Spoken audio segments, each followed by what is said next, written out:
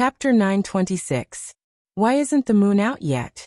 Oh no, sob sob, sob sob, looks like I really ate the moon. On the TV, a chubby cartoon dog was crying loudly at its sheep companion. In front of the TV, Shishi, who was curled up on the sofa, was also watching with rapt attention. Shishi was watching a popular children's cartoon, Lazy White and Diligent Sheep. Yang-yi invested in the Mantis Shrimp Cartoon Production Company, and they were currently working hard on the Frozen animated movie. For the time being, they did not have the manpower to make an animated series, so there was no trace of Yang-yi in the TV cartoon market. However, it was worth mentioning that the cartoon style in this world was quite exquisite. It was comparable to the Japanese cartoons in Yang-yi's previous world. It did not fool children at all. It could be said that even if an adult watched it, it would not hurt the eyes. However, the plot was a little childish. Shishi watched it with great interest, but Yang-yi and Murphy could not bear to watch it. They could only leave it to Shishi. However, like soap operas, it did not take long for the cartoon to enter the commercial break again. Aya, did Lazy White eat the moon? It's too stupid. Shishi finally retracted her gaze. She could not help but mutter. However, she looked around. Unfortunately, there was no one to discuss the plot with her. Even Steamed Bun, who usually lay by her side to accompany her, was nowhere to be seen. This was too boring. Cece knew where everyone had gone.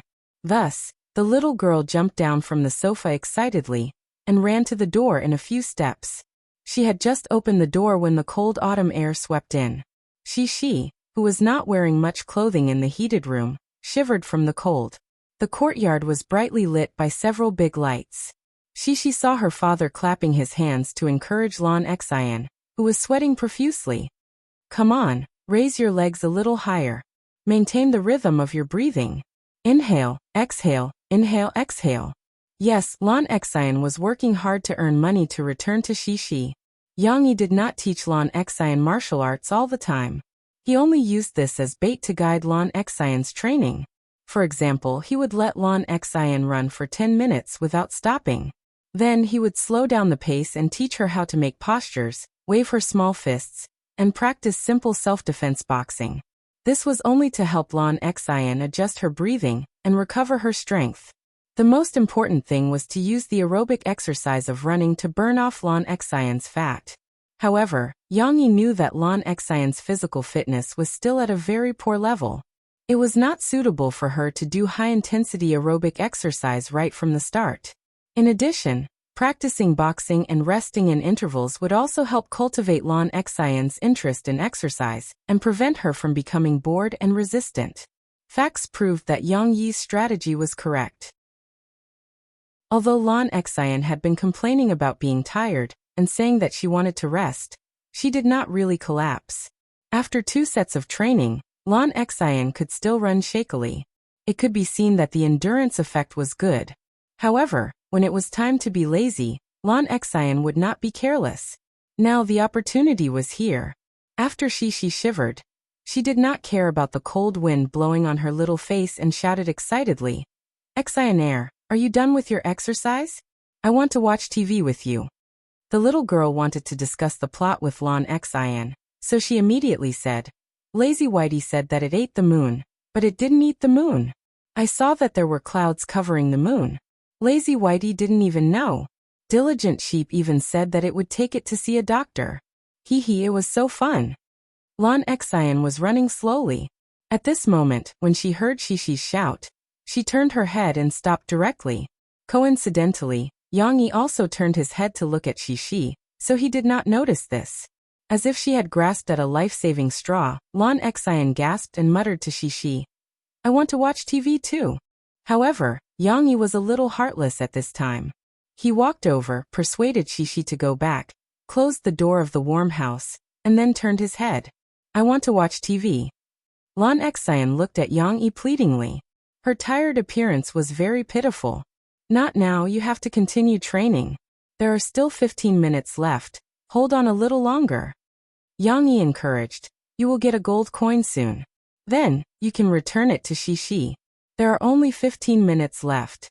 You don't want to waste all your previous efforts to train for so long, right? But I want to watch TV. Lan Xian pouted and pulled Yang Yi's arm reluctantly. In the past, Lan Xian loved to throw a tantrum in front of her parents. But today, the one supervising her was Xishi's father. Lan Xian just wanted to act spoiled, hoping that Xishi's father would pity her. However, Yang Yi was not her father.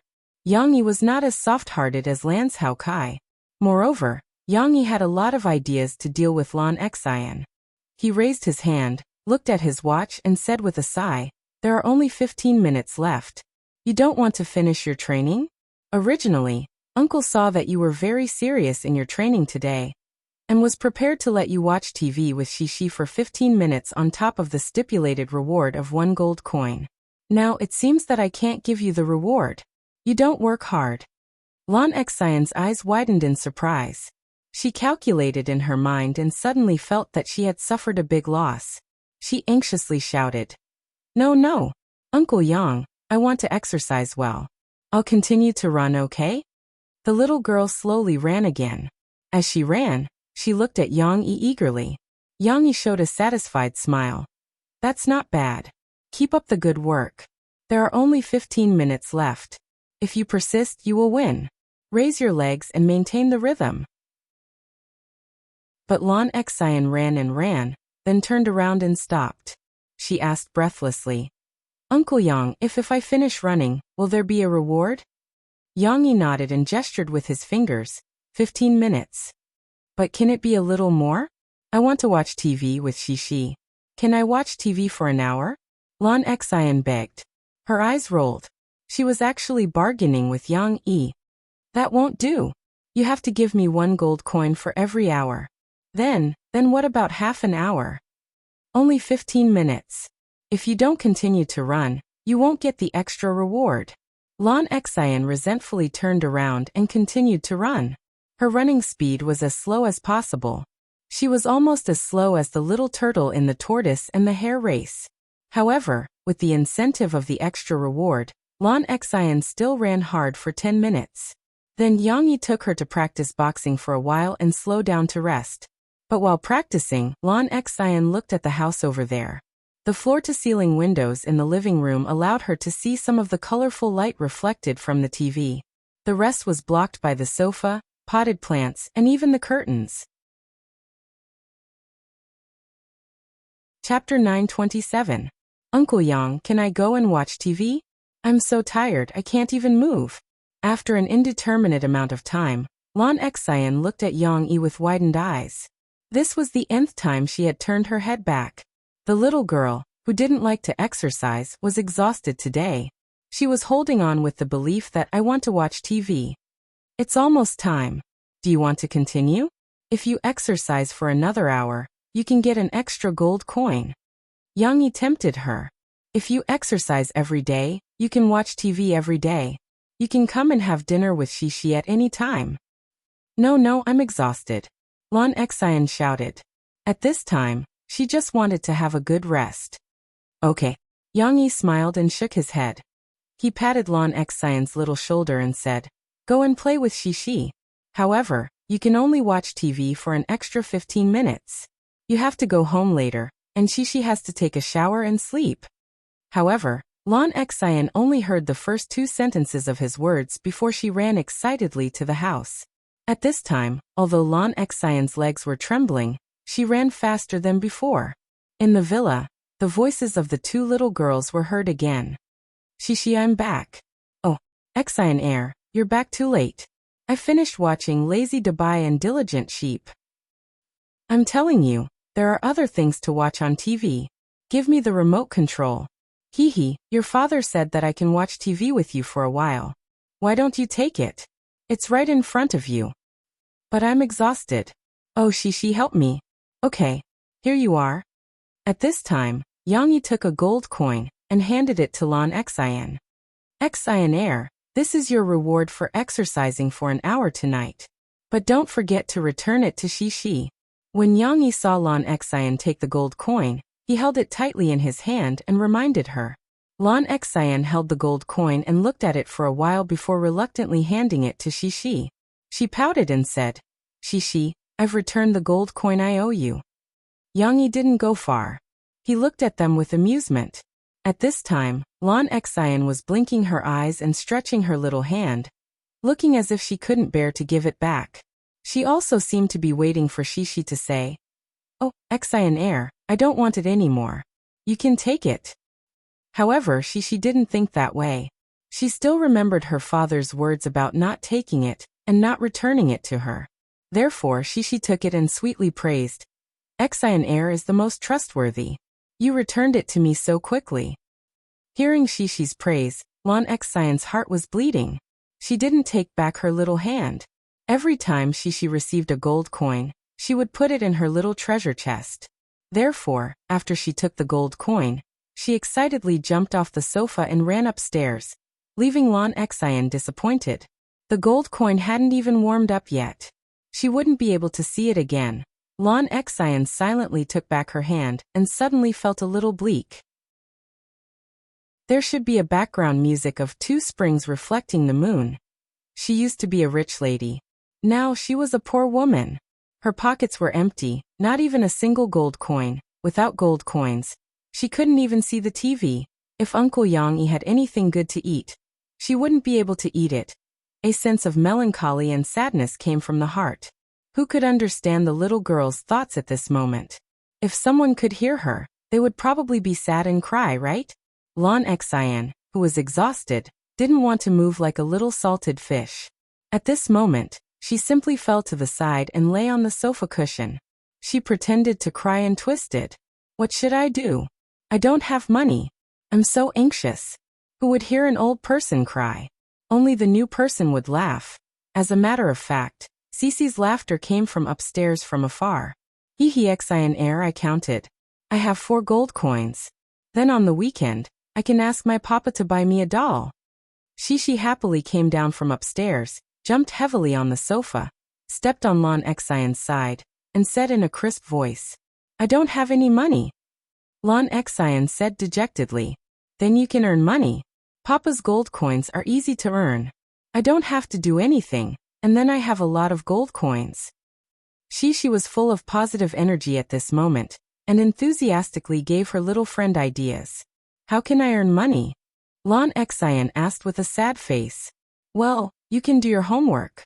Then you'll have a gold coin. Then, you can come to our house. Get up early in the morning. I'll exercise with my papa. You can come too. You'll get gold coins for exercising." "I don't have gold coins for exercising, but it doesn't matter. I already have a lot of money." Shishi leaned on the back of the sofa and excitedly tried to think of a way for Lon Xian. "But I don't like exercising. It's super tiring." Lon Xian hesitated. "No, it's very fun. My papa has a lot of games. Come here. We can play together," Shishi said with a smile of exultation. On the one hand, Shishi encouraged her, and on the other hand, Lon Xian's inner conflict and struggle. Lon Xian began to waver. "We'll play together for an hour in the morning. Well, you'll have 1 gold coin." Shishi counted with her fingers. "Then you'll have 2 gold coins for doing your homework. Monday, Tuesday, Wednesday, Saturday, Sunday." Shishi suddenly raised her voice and exclaimed, "Wow, Xian Air, you can also earn a lot of gold coins. You'll have 14 gold coins." Although the calculation was 2 plus 2 plus 2, Shishi was right. 14 gold coins. Lon Xian was confused. "You can come to our house and have dinner many times." Shishi shook Lon Xian's arm happily, as if she had earned a lot. Shishi's mood finally infected Lon Xian. At this moment, Lon Xian's head seemed to have a lot of gold coins falling from the sky into her hands, as if they had become delicious food. "How many gold coins can I earn?" Shishi also wanted to calculate her own gold coins. However, her muttering and the noise from the cartoon on the television didn't affect Lon Xian at all. Lon Xian herself was immersed in her own fantasy and final struggle. A quarter of an hour passed quickly, but Shishi and Lon Xian did not watch the TV. For Shishi, the cartoons on TV were not Lazy White and Diligent Sheep. She did not like to watch them very much, while Lon Xian made a difficult decision. When Yang Yi came to send Lon Xian home and urged Shishi to take a bath, Lon Xian solemnly told Yang that she would come to exercise with Shishi tomorrow. You're going to exercise with Shishi? Seeing the change in Lan Xian's attitude, Yang Yi was a little surprised. In his heart, he thought that his bewitching of Lan Xian in the yard just now had an effect. He smiled and said, "That's good. Then you have to get up early tomorrow. Can you get up at 6 o'clock? I want to earn a lot of money." Lan Xian ignored Yang Yi's question, waved her hand proudly and said, "Then I can watch TV and eat a lot of delicious food." "No problem, as long as you are willing to exercise. What do you want to eat?" "Well, as long as you can take out the gold coins, Uncle will make it for you." Yang Yi almost gave Lan Xian a chance to take advantage of him, so he quickly changed his words. Chapter 928. November passed by quickly. In the blink of an eye, it was already late November and Murphy's comeback was approaching. Yang Yi and Murphy, who had been idling for over 2 years, finally started to get busy again. Of course, their current focus was still on Murphy. Mo Xiaowan had already filled up Murphy's schedule for the next week. She had to film a variety show and book a press release. Mo Xiaowan calculated that Murphy had to work almost every day. Compared to other celebrities, her workload was considered pitifully small. Mo Fei didn't need to take on commercials, nor did she need to do some commercial performances or attend brand sponsor activities. It could be said that compared to Mo Fei before she left Tianmei Entertainment, she was too free now. However, as a celebrity, Murphy inevitably had to travel all over the country for promotions. Especially when Murphy's new album was released, she had to travel to Beijing, Shanghai and Yangqing to participate in chart-topping shows. If she was busy, she estimated that she would not have the chance to be at home for at least a month. Now Murphy and Yang Yi were discussing this schedule. They wanted to see how they would arrange it, so that she could squeeze more time to go home. After all, she was worried about Tong Tong. In reality, Tong Tong was already half-weaned. The strong Tong Tong was growing very quickly. His mother's milk could no longer satisfy his growth needs, so Yang Yi and Murphy had already started to give him more food supplements a few months ago. Starting in October, in addition to supplemental food, they also alternated between formula milk and breast milk for little Liao. Now, except for little Liao, who was still somewhat dependent on breast milk, in fact, even if he didn't drink breast milk, the balanced nutrition of other food could also meet his needs. Even if Murphy was not at home, Yang Yi could still take good care of Tong Tong. However, Murphy was still a mother. Whenever she thought about not seeing Tong Tong for a few days, her heart was in a mess. There are 2 days a week that I can spare during the day. During these 2 periods, I can arrange to go home to accompany you.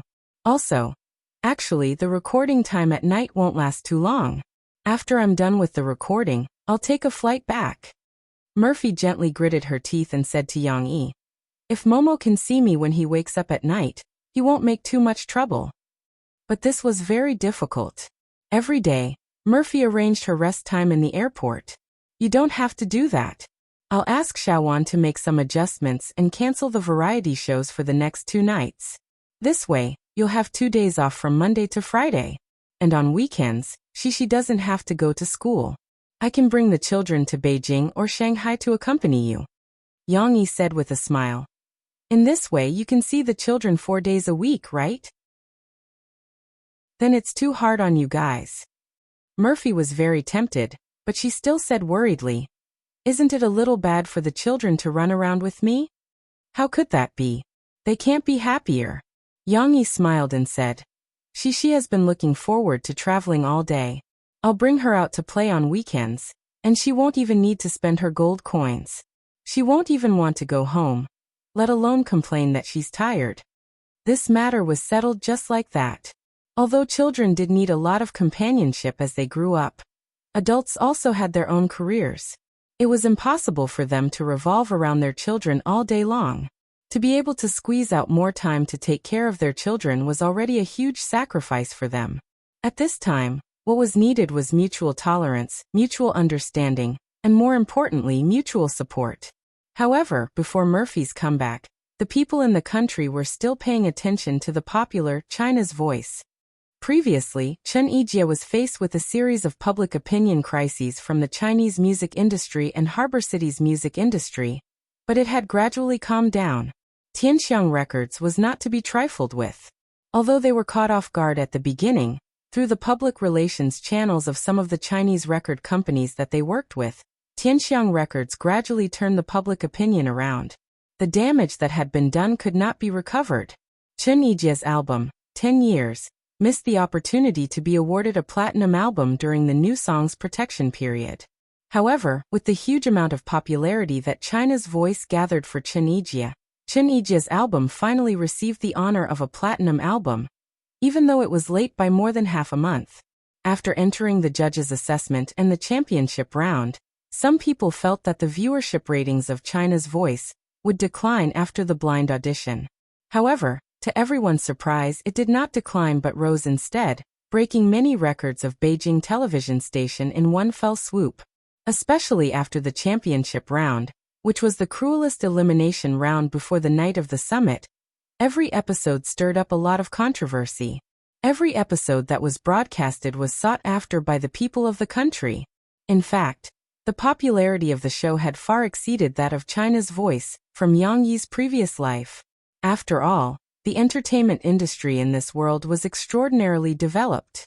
As long as the newcomers who emerged on the stage of China's Voice survived the blind audition round, each of them had an intoxicating golden voice. Whether they could hit the high notes or sing deeply, each of them had their own unique side. Naturally, they were also snatched up by many talent agencies and record companies. It was worth mentioning that after the judges' assessment, the 16 remaining contestants had all signed contracts with well-known talent agencies or record companies. The talent agencies behind the judges were not allowed to intervene. The students, who had companies backing them up, were no longer grassroots celebrities. In order to let them go further, the public relations departments of those companies also showed their prowess. They worked hard to package and promote their artists. Even if they lost the championship round and did not get a spot to enter the night of the summit, they still used hype and controversy to flatter their artists. Outside of the show, the audience also watched one good show after another. Of course, Yang Yi insisted that China Star Productions remain neutral. No matter what happened outside, director Hong Yuman and the program team had to ensure that the rules were fair. But no matter what, with the promotion of these companies, China's Voice naturally became more and more popular. The viewership ratings kept rising, but in the end, before Night of the Summit even started, its tickets were already sold out. Some of the tickets that were sold out were even sold at sky-high prices by scalpers. Night of the Summit would be held on the night of December 15th at a stadium that could hold 100,000 people in Beijing. The entire event would be broadcasted live. This finals was more like a concert. Many big names in the entertainment industry were invited to attend. The lineup for the opening could be said to be luxurious. It was said that on micro-broadcasting, some gossip broadcasters even joked that celebrities showing off their invitations to China's Voice's Night of the Summit had become a symbol of strength. Celebrities who were recognized by China's Voice might also be the real China's Voice? Of course, this was made up by those gossip broadcasters. There were too many good singers in the Chinese music industry. How could they be invited one by one? Yang Yi and Murphy did not attend Night of the Summit. Of course, it was impossible for Hong Yuman not to invite them. It was just that Yang Yi and Murphy could not attend.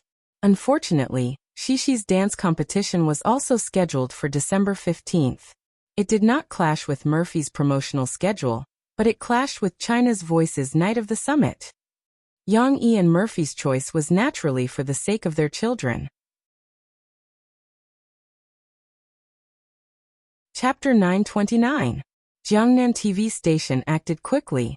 After Guo Zhengyan received the good news, their station head, production department, and variety department heads arrived a few days later to discuss the details of the collaboration with Yang Yi and his China Star production company. It could be said that they had shown great sincerity.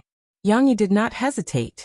According to the previous agreement, he prepared a variety show and a TV series to collaborate with Jiangnan TV station. However, regarding the variety show, he had not decided which show to put on Jiangnan TV station. Originally, Yang Yi wanted to produce a third variety show. Needless to say, it was the music variety show that he had prepared for Murphy's comeback, I Am a Singer.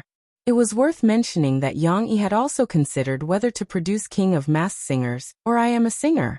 However, after considering the purpose of producing the show, to promote Murphy's reputation, he finally chose the latter. After all, if she sang with her face covered, even if Murphy could continue to win and stand on the stage a few more times, she might still be able to take off her mask in the end. However, if she sang with her face covered, what kind of promotional effect would it have? However, Yang Yi considered Guo Jingyan's intention of using the TV station as a window to promote the upgrading of Jiangqing's tourist attractions. Before taking out the proposal for I Am a Singer, he hesitated for a moment. In the end, the proposals for the two shows were placed in front of Jiangnan TV station's station head. He could only choose one. Yang Yi would not produce two shows at the same time. His China Star production company had not reached the scale to support three shows. Moreover, Jiangnan TV station did not have enough resources. Instead of splitting the resources, it was better to concentrate on one show. A parent-child variety show? Jiangnan TV station head, Wu Xiangdong, looked at the proposal's introduction in surprise. This is also an outdoor reality show? That's right. It's very different from the Limit Challenge. It's a celebrity reality show with a dual theme of parent-child and travel.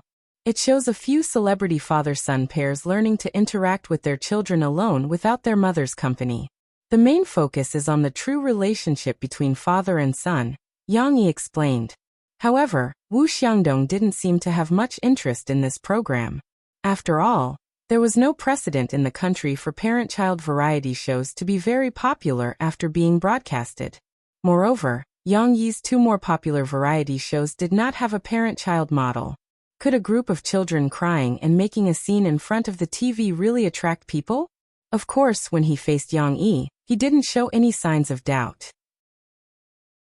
Even though Wu Xiangdong had already rejected the show, out of respect for Yang Yi, he and the head of the variety department still seriously asked Yang Yi a few key questions.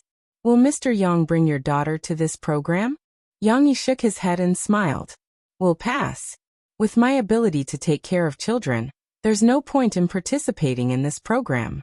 Compared to the other celebrity fathers, it's a bit like the whole program is suppressing them and highlighting my excellence. It's not a good thing for the program. Of course, this was only one of the reasons. Yang Yi didn't say the main reason why he didn't want to participate was that he didn't want Shishi to fall into the teeth of public opinion again. Yang Yi had seen it before. After Daddy, Let's Go was broadcasted in his previous life, the children who were originally second-generation celebrities directly transformed into small celebrities and were pursued by the media. However, within a few months, some children fell into a vicious whirlpool of public opinion. Not to mention some celebrity fathers who desperately let their children take on some advertising endorsements in order to earn money. There were also some children who were cheated by the media. For example, Angela in the first season and Feynman in the second season were actually very simple and ignorant children, but the media kept hyping up their negative news. One moment, it was said that Angela was dressed in famous brands at a young age and had princess syndrome. The next moment, it was said that Feynman was spoiled by his father and grew into a little fatty. What's more, it wasn't known if the media had a grudge against Feynman's father, but the photos they used didn't highlight Feynman's cuteness and cheerfulness. Instead, they used a photo of Feynman looking like a fool. Regardless of whether a child was really naughty and willful, even if they were, it was a child's nature, and they would slowly improve in the process of growing up. However, under the spotlight of the media, every mistake of a child would be magnified and criticized as a heinous flaw. This was the gossip media. For their own benefit, they would desperately dig up negative news about celebrities for publicity. However, when the spearhead was pointed at the child, Yang Yi was worried that it would cause serious harm to Shishi. Therefore, he had always been protecting Shishi closely, just like how Lin XX protected Kimmy in his previous life. The media had very little information about Shishi, and Shishi basically didn't participate in variety shows. Even if she became very popular because of some small matters, Yang Yi didn't need her to shoot commercials. Shishi's growth didn't appear in the spotlight. It was a little too far-fetched. It wasn't that Yang Yi didn't like the show Daddy Let's Go. It was just that he didn't want to delay Shishi's studies, so Yang Yi wouldn't bring Shishi along. However, since Yang Yi wasn't participating, Wu Xiangdong's expectations for this show were even lower. For this show, will the tourist attractions be located in Jiangcheng or the entire Jiangnan area? This was the second question.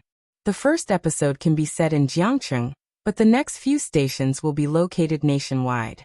There's even a possibility that one episode will be set overseas. Yang Yi said, "It's also a big feature of this show to let the stars understand different cultures and customs together. He couldn't choose to set all the shows in Jiangnan. That would only benefit others." Wu Xiangdong, who was always thinking about his political career, finally put down the proposal for this show and picked up the proposal for I Am a Singer. This show is good. The person in charge of the production department took some time to flip through the proposal. He said excitedly, "With the music variety show China's Voice, hyping up the music variety show market, if we launch this show at a different time, we'll definitely be able to capture a lot of viewers from China's Voice." The reason he gave was that this show focused on the singing skills of talented singers who had already debuted.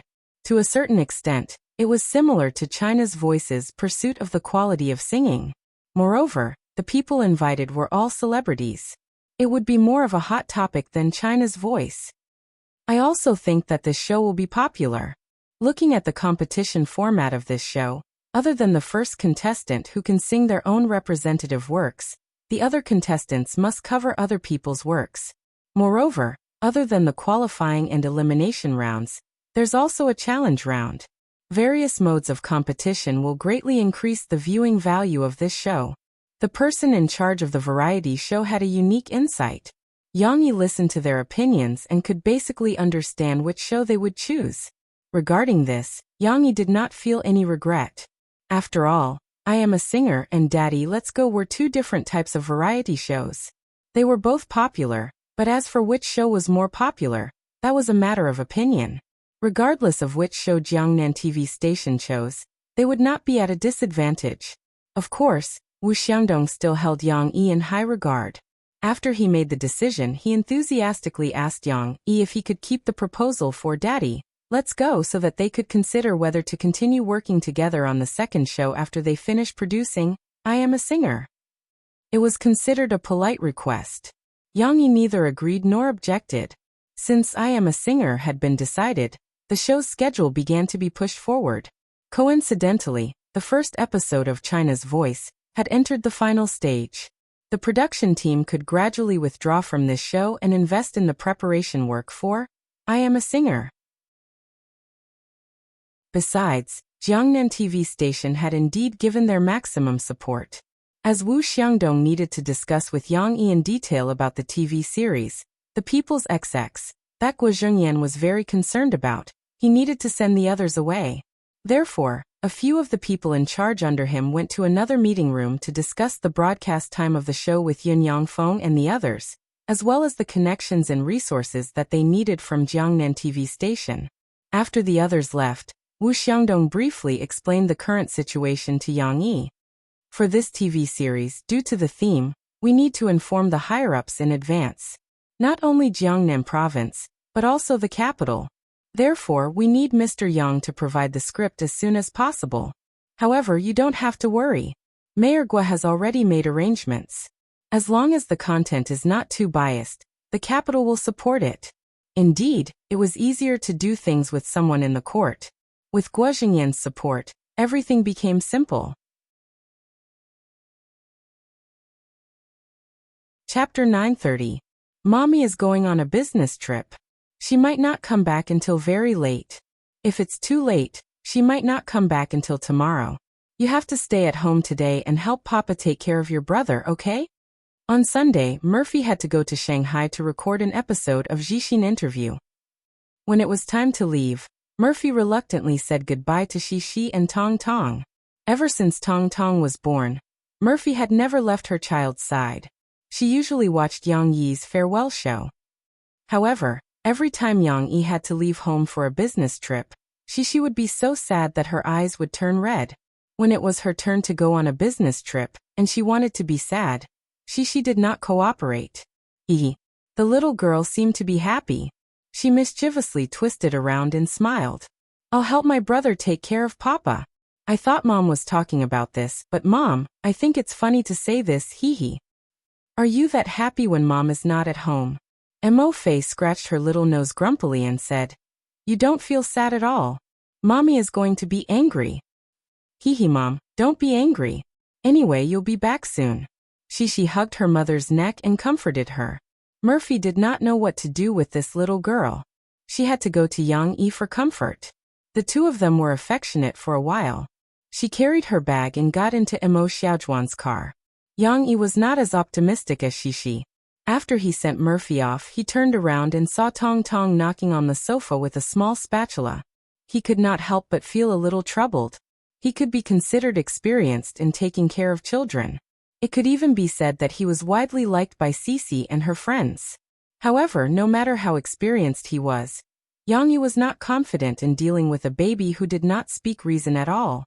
Will Tong Tong cry when Murphy is not at home? Would he keep pestering her for his mother?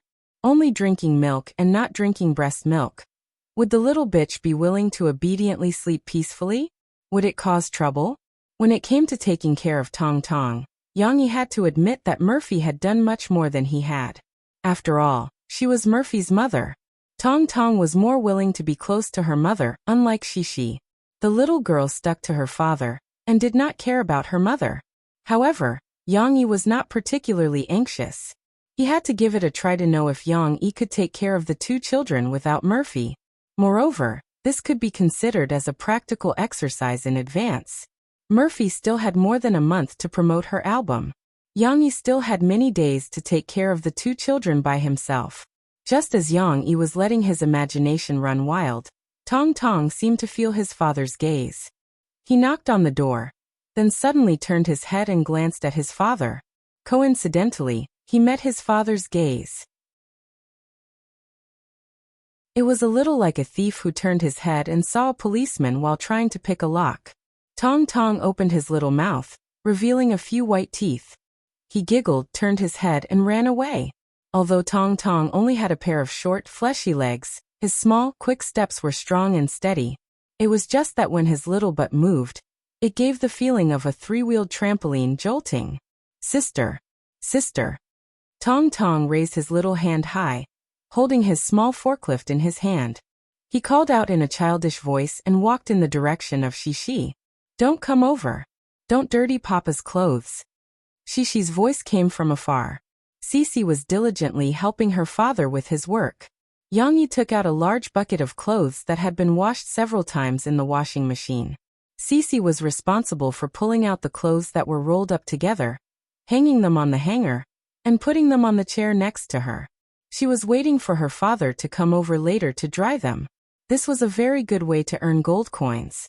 Although the big bucket of clothes, Tong Tong had the most, seemed to be half of Shishi's height, it actually took less than 20 minutes to finish. However, the reward was 1 gold coin. It was much easier than Lon Xian, who had to work hard for an hour every day. However, Tong Tong was so excited that he decisively ignored his sister's rejection message and walked over to his sister with swaying steps.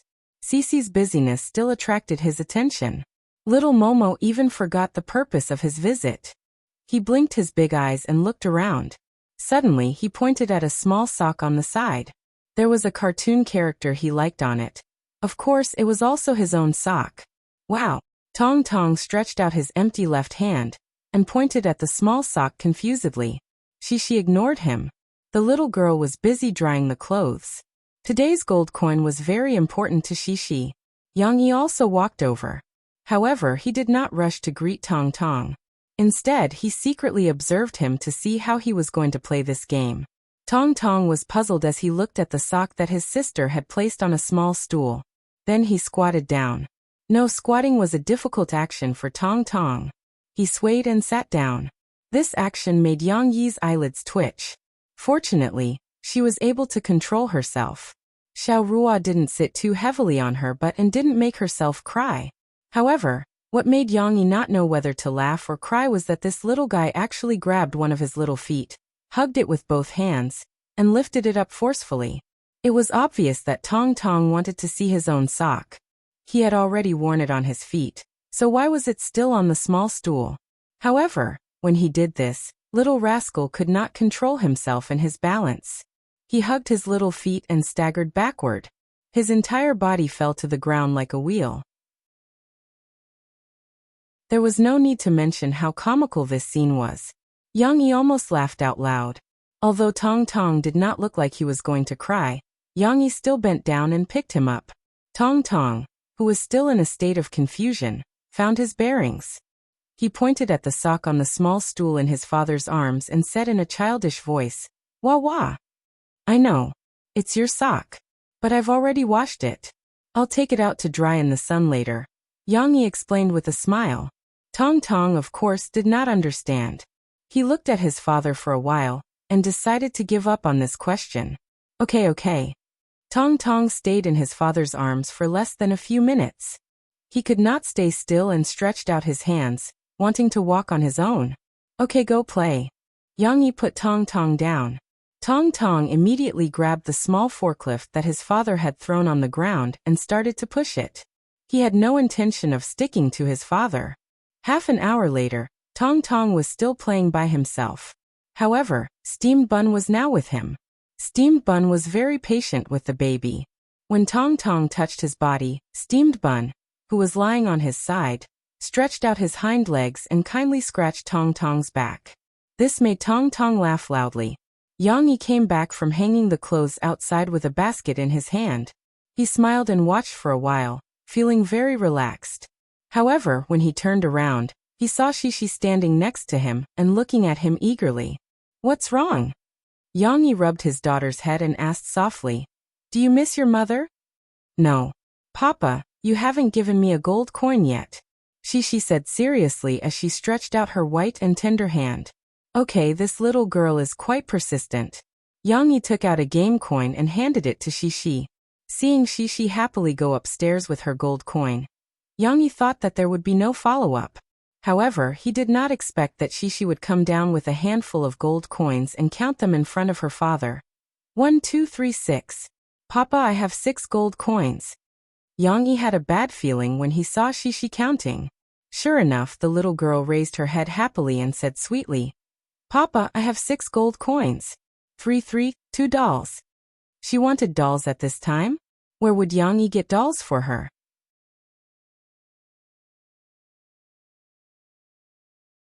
Chapter 931. Papa, let's go shopping.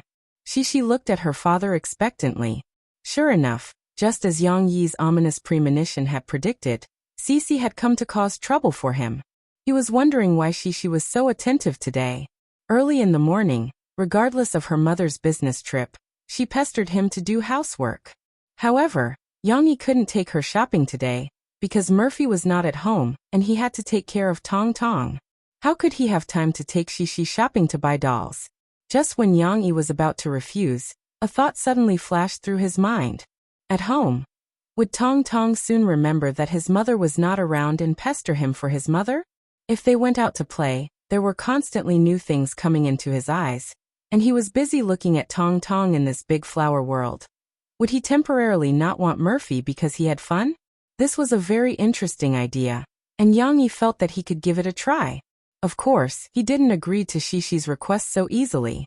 Yang Yi gently shook his head, and under Shishi's puzzled eyes he said, "If Papa goes shopping with you, who will take care of your brother?" Shishi said without hesitation. "Me, Papa. I can help you. My brother also likes to play with me." Yang Yi said with a smile. "If you are helping Papa take care of your brother, how can you have time to go shopping?" Yes, there was a problem with this logic. Shishi was dumbfounded. She was stunned for a while, and found that she couldn't get out of this strange logic circle. But she was unwilling to give up her beautiful wish of going shopping. She stretched out her small hand, holding her 6 gold coins, and asked pitifully, Then what should I do?" "There is a compromise. Papa said that I will consider it for you, okay?" Yang Yi said with a smile. "Let's take Momo shopping." "Okay. Good. Little brother, let's go shopping together." Shishi didn't wait for her father to finish speaking. She immediately nodded her little head excitedly and jumped up and down. Don't worry, let me finish. It's impolite to interrupt others, Yang said. She immediately became well-behaved. She ran over obediently, held her father's hand, and listened attentively. When little brother goes shopping, Daddy doesn't need you to take care of him. Daddy just needs to carry him. But little brother isn't so easy to coax. You want him to accompany you shopping, so you need him to share your happiness. Don't you have 6 gold coins? You can exchange them for 2 dolls, right? This time, you can choose a soft toy and give the remaining 3 gold coins to your brother. Let him choose a toy that he likes, okay? Yang said with a smile. Buying 2 dolls for Shishi at once, Yang felt that his house would be filled with dolls in a few months. Yang thought of a way to deduct a little. That's right, these fathers and mothers were so bad. Shishi felt that something was wrong. She hesitated. But I only have 6 gold coins after a long time. I really want 2 dolls. That's right, Shishi had worked very hard to do housework for this day. It wasn't easy for her to save up 6 gold coins. Even when she had 5 gold coins yesterday, she couldn't bear to spend it. She wanted to round it up and get 2 gold coins at once. It was so hard to give up. Yang tempted her. 2 dolls, you can give one to little brother so that he can share your happiness. Such a good thing, don't you think so? Little brother will accompany you shopping. Then can I buy 2 dolls and give one to little brother to play with? Shishi looked at her father expectantly. This little girl was really smart. She seemed to know that as long as it was hers, she could still take it back if she lent it to little brother. There was a fundamental difference between giving in the front and giving in the back. You see, when little brother has a small truck, he sometimes gives it to you to play with, right? Yang smiled and said, My brother loves you very much. So if you are willing to give him a gift that he likes, in the future, if he has other good things, will he also think of leaving a share for you? When he grows up and earns a lot of money, will he be willing to give half of it to sister to buy things that sister likes? At first, Yang was a little selfish. He wanted to deduct Shishi's gold coins. However, as he spoke, he suddenly felt that his idea was good. Perhaps, it could improve the relationship between the sister and little brother. Therefore, he insisted on it. Yang Yi's bewitchment finally took effect. In Shishi's mind, the scene described by her father appeared. Now, she was using 3 gold coins to buy a toy for little brother. In the future, when little brother earned gold coins, he could give half of it to her. Sister, look, this is your new doll. Do you like it? In Shishi's imagination, Tong Tong, who was a little older, would come to give her dolls every now and then. This scene was too beautiful. It seemed like a good idea. It was like planting a seed in spring. In autumn, Shishi could harvest a lot of dolls. Hee. The little girl inexplicably laughed and said to her father enthusiastically, Okay then, I just want a doll. Then I'll buy a toy for little brother. This time, Yang was not as relaxed as before. He had prepared for a long time. It could be said that he had made a lot of preparations. In the backpack, Yang stuffed Tong Tong's milk powder, baby bottles, thermos flasks with hot water, new diapers, dry and wet tissues, saliva, small towels, and so on. In the luggage bag left in the car, Yang had also prepared 1 or 2 spare clothes, including a shirt, pants, jacket, socks, and so on. There was also a thick blanket. It was very cold outside. Although it was very warm in the mall, it was better to be prepared. Don't think that this was all. When Yang went to put the baby car's safety basket for Tong Tong, he thought for a while and turned back to put the folding baby carriage in the trunk of the Hummer. With such strict preparations, it was enough for a trip, let alone a shopping trip. In comparison, Yang had prepared very little for Shishi. Other than telling Shishi to wear enough clothes, he had only brought a small water bottle for Shishi in his backpack. However, this was understandable. Now that Shishi had grown up, she was not as troublesome as before. Even if Shishi wanted to eat something, she could buy it directly in the mall. There was no need for her to bring a bunch of things with her.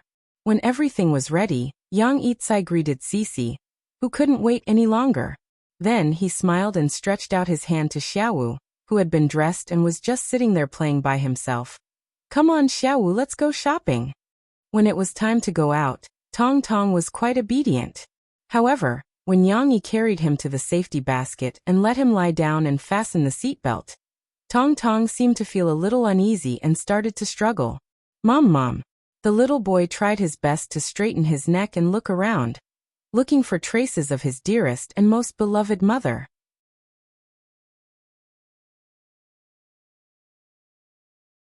Chapter 932. Oh no!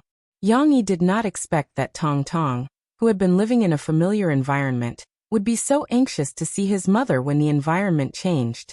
Perhaps he was feeling insecure? But wasn't his father here? Yang Yi looked helplessly at the little guy who was crying and struggling to get out of the car. As he comforted him, he realized that his position in his son's heart was far lower than Murphy's. Mom, I want Mom. Tong Tong looked at his father pitifully and looked around with tears in his eyes. He looked as though he was going to cry if he did not see his mother. Yang Yi felt a little regretful. If he had known earlier, he would not have agreed to go shopping with Xixi. However, it was too late to say anything now. Since he had already agreed to go shopping with Xixi, he would not disappoint Xixi.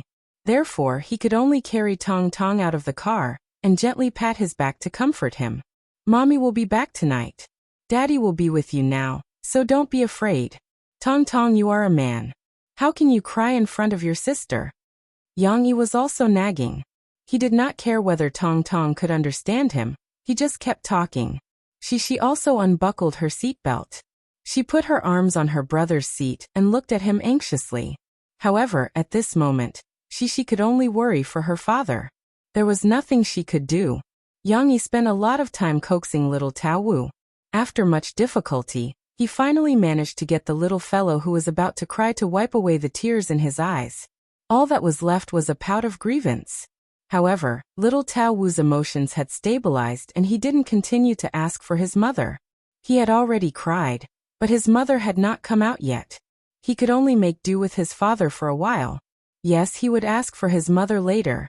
Yang Yi put Tong Tong back into the car and scratched his chubby cheeks with a smile. Let's go shopping. There's a lot of fun stuff. You'll definitely like it. That's right, little brother. Go out and play with big sister. Hee. Xixi made a face at Tong Tong. Tong Tong was still immersed in the sadness of not being able to find her mother. At this moment, she could only stare blankly at her sister. They drove all the way east and arrived at Haihong Shopping Mall in Binhai District. This was also the largest children's shopping mall in the city that Xixi was most familiar with.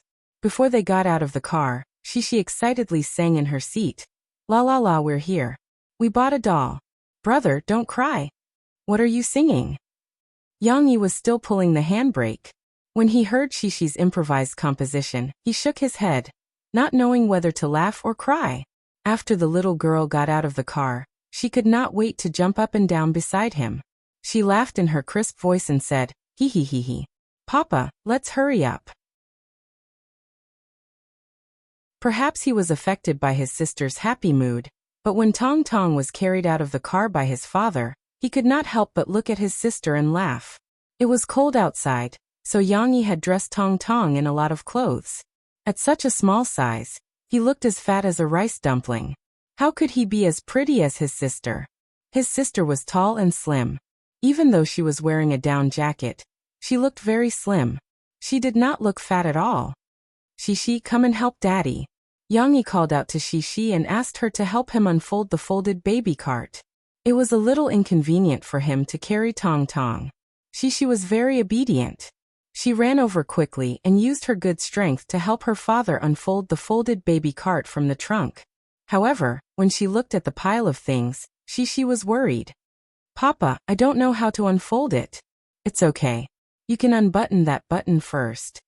Yang Yi instructed her from the side. Xixi finally finished unfolding the baby cart. The little girl clapped her hands and stood by the side. She listened to her father's praise and smiled sweetly. Her heart was filled with a sense of accomplishment. Yang Yi put Tong Tong in the baby cart and carried his school bag. Then, he pushed the baby cart with one hand and held Xixi's hand with the other. They walked through the elevator from the underground parking lot to Haihong Shopping Mall. When they arrived at the bright and grand shopping mall, not only was there plenty of light, but it was also as bright as day outside. Moreover, there were all kinds of colorful signboards. It was so beautiful that it was too much for the eyes to take in. When Shishi saw it, she became even more enthusiastic. The little girl let go of her father's hand and happily jumped around her father. "You cannot hold my hand, but you can't run around. You have to stay with me," Yang Yi reminded Shishi softly. "Otherwise, I have to take care of your brother and you at the same time. What if I don't pay attention and leave you in this big shopping mall? What if I can't find you?" Shishi didn't seem to hear her father's words. However, she didn't run around as she liked. Perhaps because she was in a good mood. The little girl ran back and said sweetly, "Papa, let me help you push the baby cart." Yang Yi rubbed her little head and said lovingly, "Thank you, Shishi. I can do it myself. Help me go to the front and take care of your brother. Don't let him sit in the car alone. It's too boring." "Okay," Shishi agreed readily. She trotted to the front and turned her head to look at Tong Tong. Tong Tong had already been moved by the dazzling array of goods in the surrounding shops. His neck turned back and forth, and his eyes shone brightly. In such a wonderful place, he had forgotten his previous sadness. At this moment, a dark shadow appeared in front of him. Tong Tong came back to his senses and closed his small mouth that had been open all this time. He was about to drool. Hee hee. Tong Tong saw that it was his sister. He stretched out his small hand and waved to her happily. However, his sister just glanced at him, straightened up, and ran to report to her father excitedly. "Papa, my brother is not bored. He's smiling." Seeing that Tong Tong did not have any emotional fluctuations, Yang Yi felt relieved. He secretly thought that his idea was effective. With more new things, Tong Tong did not rely on his mother as much. In the future, if he made a fuss, he could try to give him some other games to distract his attention. Shishi was very familiar with Haihong Shopping Mall. She walked in front with ease and brought her father and brother to her favorite toy store. When Yang Yi and the others entered, the salesperson happily came up to them and greeted them. Speaking of which, no one recognized Yang Yi in Haihong Shopping Mall. After all, Haihong Shopping Mall specialized in selling children's products. Most of the adults who came here had their own children with them. They were too busy taking care of their children, so how could they have the time to chase after celebrities? Perhaps Shishi's lively and pretty appearance attracted some people's attention, but Yang Yi, who was wearing a cap and obediently pushing a stroller, did not attract much attention. The salesperson in the toy store recognized Yang Yi, so she greeted him. However, she only greeted him and did not rush to ask for an autograph or a photo. Because Yang Yi had brought Shishi here many times, the salesperson did not have the enthusiasm to take a photo with them. Moreover, in order to keep Yang Yi this VIP, their boss told the salesperson not to spread the news and not to make any noise.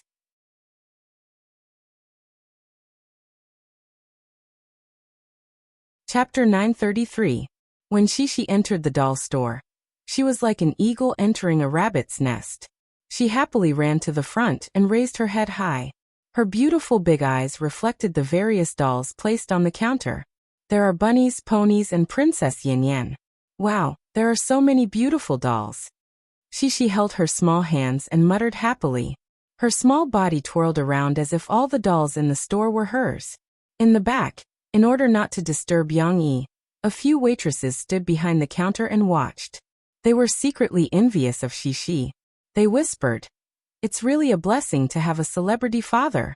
And a celebrity father who knows how to make money and take care of the family." In this month, Yang Yi has come to buy dolls for her countless times. Do they have to use a big cabinet to store their dolls? This waitress didn't know that she had guessed correctly. It really seems that there is such a father who can buy me a lot of dolls. Hey, how old are you? You still buy dolls? If it were me, I would want a father who can buy me a lot of bags. No, I think dolls are more interesting than bags. I just want my father to buy me dolls. There is an honest person here. Help me hold her down. They didn't know that in fact, Yang Yi also had a limit. He didn't buy so many dolls for Shishi. Otherwise, Shishi wouldn't be so conflicted. The little girl, who was dazzled, ran back after a while. She hugged her father's hand and said coquettishly, "Papa, I saw a lot of new dolls. They are all super beautiful. I like this one, I like this one, and that one over there, that one. She held her father's hand with one hand, and let go with the other. She pointed around and finally looked at her father pitifully. I don't know how to choose. Yang Yi was unmoved. He smiled and said, then close your eyes and pick one. As for the rest, you continue to work hard to earn gold coins. We'll talk about it next time. She shook her little butt, but she also knew that her father would not be easily moved by her. She pouted her little mouth, threw down a sentence, and ran out again. I don't want to randomly choose, I'll go take a look again. Yang Yi had learned a truth from Murphy. When accompanying a woman shopping, one must know how to take a break. This was a battle of attrition, so it was important to make the best use of the time to recuperate. The same principle also applied to Shishi, who was not yet a woman. Yang Yi didn't care about Cici, who was still choosing. He pushed the baby cart and sat down on the wooden stool that was meant for guests to rest. At the same time, he turned the cart around so that Xiaowei could see him. Xiao Tianguan was still in the midst of playing. When he saw his father, he danced with joy and even opened his mouth to giggle. Come, let's take a walk. Yang Yi smiled and carried Tong Tong out. Tong Tong was wearing little shoes, so Yang Yi put him on his knees. The little guy could not wait to stand up by stepping on his father's knees. However, this was not safe. Tong Tong almost fell backwards. Fortunately, Yang Yi reached out and held his little butt in time. Don't be in such a hurry. Come down first. Yang Yi put Tong Tong on the ground. Tong Tong stepped on the stool firmly. This time, he entered a state of excitement. At first, he held the edge of the wooden stool for support. When he found that he could stand firmly, he shook his little fist and walked forward with small steps while giggling. Where are you going? Yang Yi hugged Tong Tong and asked him to come back to his side. Unexpectedly, little Momo was like a toy soldier that had been wound up. He didn't care about his father's interference at all, and kept walking forward. His father carried him back and put him on the ground. He walked forward again, was carried back, and continued walking. Okay, let me see what you are so obsessed with. Yang Yi had no choice but to put the backpack in the baby stroller. He stood up from the wooden stump, bent down, and followed behind the stumbling little Tao Wu. Tong Tong could walk, but his steps were not stable. Yang Yi was not particularly worried at home with the protection of the carpet and furniture. However, Yang Yi still had to be careful in the mall. He was ready to give the little guy a hand at any time. However, what made Yang Yi feel helpless was that Tong Tong did not seem to be obsessed with a specific object. He just liked to look at flowers on horseback. The little guy had a cute smile on his face as he walked in front of Yang Yi. Just like his sister, he could not stop. Yang Yi was tall and strong, so it was difficult for him to bend down and follow behind Tong Tong. However, he still thought of a way. Tong Tong's coat had a hat. Yang Yi shook out his hat and held it in his hand. This way he could walk Tong Tong like he was walking a dog. Even if he still had to bend down slightly, it was much more comfortable than leaning down with his two hands. Papa, Jejia, at #Yenat, the little guy felt that it was a little strange to walk like this. He stopped and looked back in confusion. However, it seemed that there was nothing special. Little Momo chattered with his father some Martian language, then turned his head and walked forward as if he had not had enough of it. Yang Yi shook his head gently. He felt that the next time he brought Tong Tong out, he really needed to buy a dog leash. No, this was a children's mall. There should be a safety leash for walking children. He would buy one later. Fortunately, the little guy was still young and could not walk endlessly. After a while, he could not walk anymore. If it was not for his father pulling on his little hat, he would have fallen to the ground. Yang Yi picked up little Lao Ai, who was still looking around as if he hadn't had enough. Shishi, who was in a dilemma, finally came back. However, she was holding two dolls in her hands, one big and one small.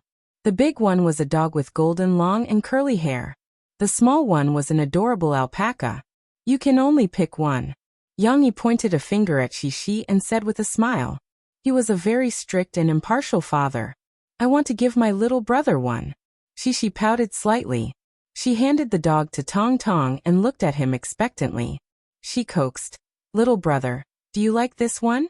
Tong Tong did not refuse and directly hugged it in his arms. Although it was a little difficult for him to hold it, he still had to lean on his father's chest to hold it down. However, when the little guy looked at the big dog in his arms and compared it with the smaller doll in his sister's hands, he still smiled with satisfaction. Shishi, you're not being honest, Yang-yi said in amusement. Didn't we agree to let your little brother choose? My little brother likes this too. Shishi blinked innocently. Shishi and her father had previously discussed this method of choosing a gift for her little brother, but this possibility had already been rejected. However, Shishi really did not know how to choose these two dolls, so she could only try to take advantage of this loophole. No, these are not the toys that my little brother likes to play with. Let's take him to pick another one after we leave this shop, Yang-yi said seriously. Do you want this alpaca? Then let's put this dog down first. No. Shishi looked at the doll in her little brother's arms reluctantly. She compared it with the one in her hands and decided to buy the big one. I still like dogs more. Let's get a dog. Are you sure? You're going to buy this one? Yang-yi pointed at the golden dog plushie that was being held upside down by Xiao Tao's little hands and one of the dog's legs. Yes. Let's get a dog. Although Shishi said that, her eyes were still reluctant to part with the alpaca in her arms. However, after Shishi put the alpaca back and Yang-yi paid the bill, Shishi found that Tong Tong was reluctant to return the dog doll to her. The little guy sat in the baby stroller, holding the dog doll with an excited look on his face.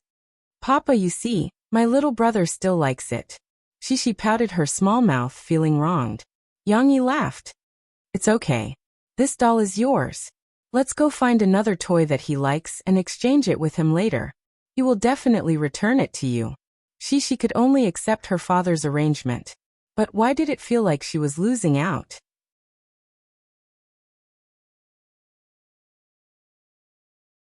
Chapter 934. Going shopping was much more fun than staying at home. Tong Tong had a lot of fun that day, especially after he bought the robot that he wanted. He had completely forgotten about his mother. At least, that was what it seemed like now. However, Tong Tong was still young and had limited energy. After playing for the whole morning, the little guy hugged his robot and fell asleep in the baby stroller before 11 o'clock. Yang-yi wanted to tell her that it was time to go home, but Shishi was not done playing. She pestered her father and said that she wanted to play in the bubble ball park in the middle of the first floor of the shopping mall. The so-called bubble ball park was actually a small trick used by merchants to attract the attention of children. It was similar to an air mattress temporary amusement park. It was in the middle of the shopping mall, surrounded by an air mattress.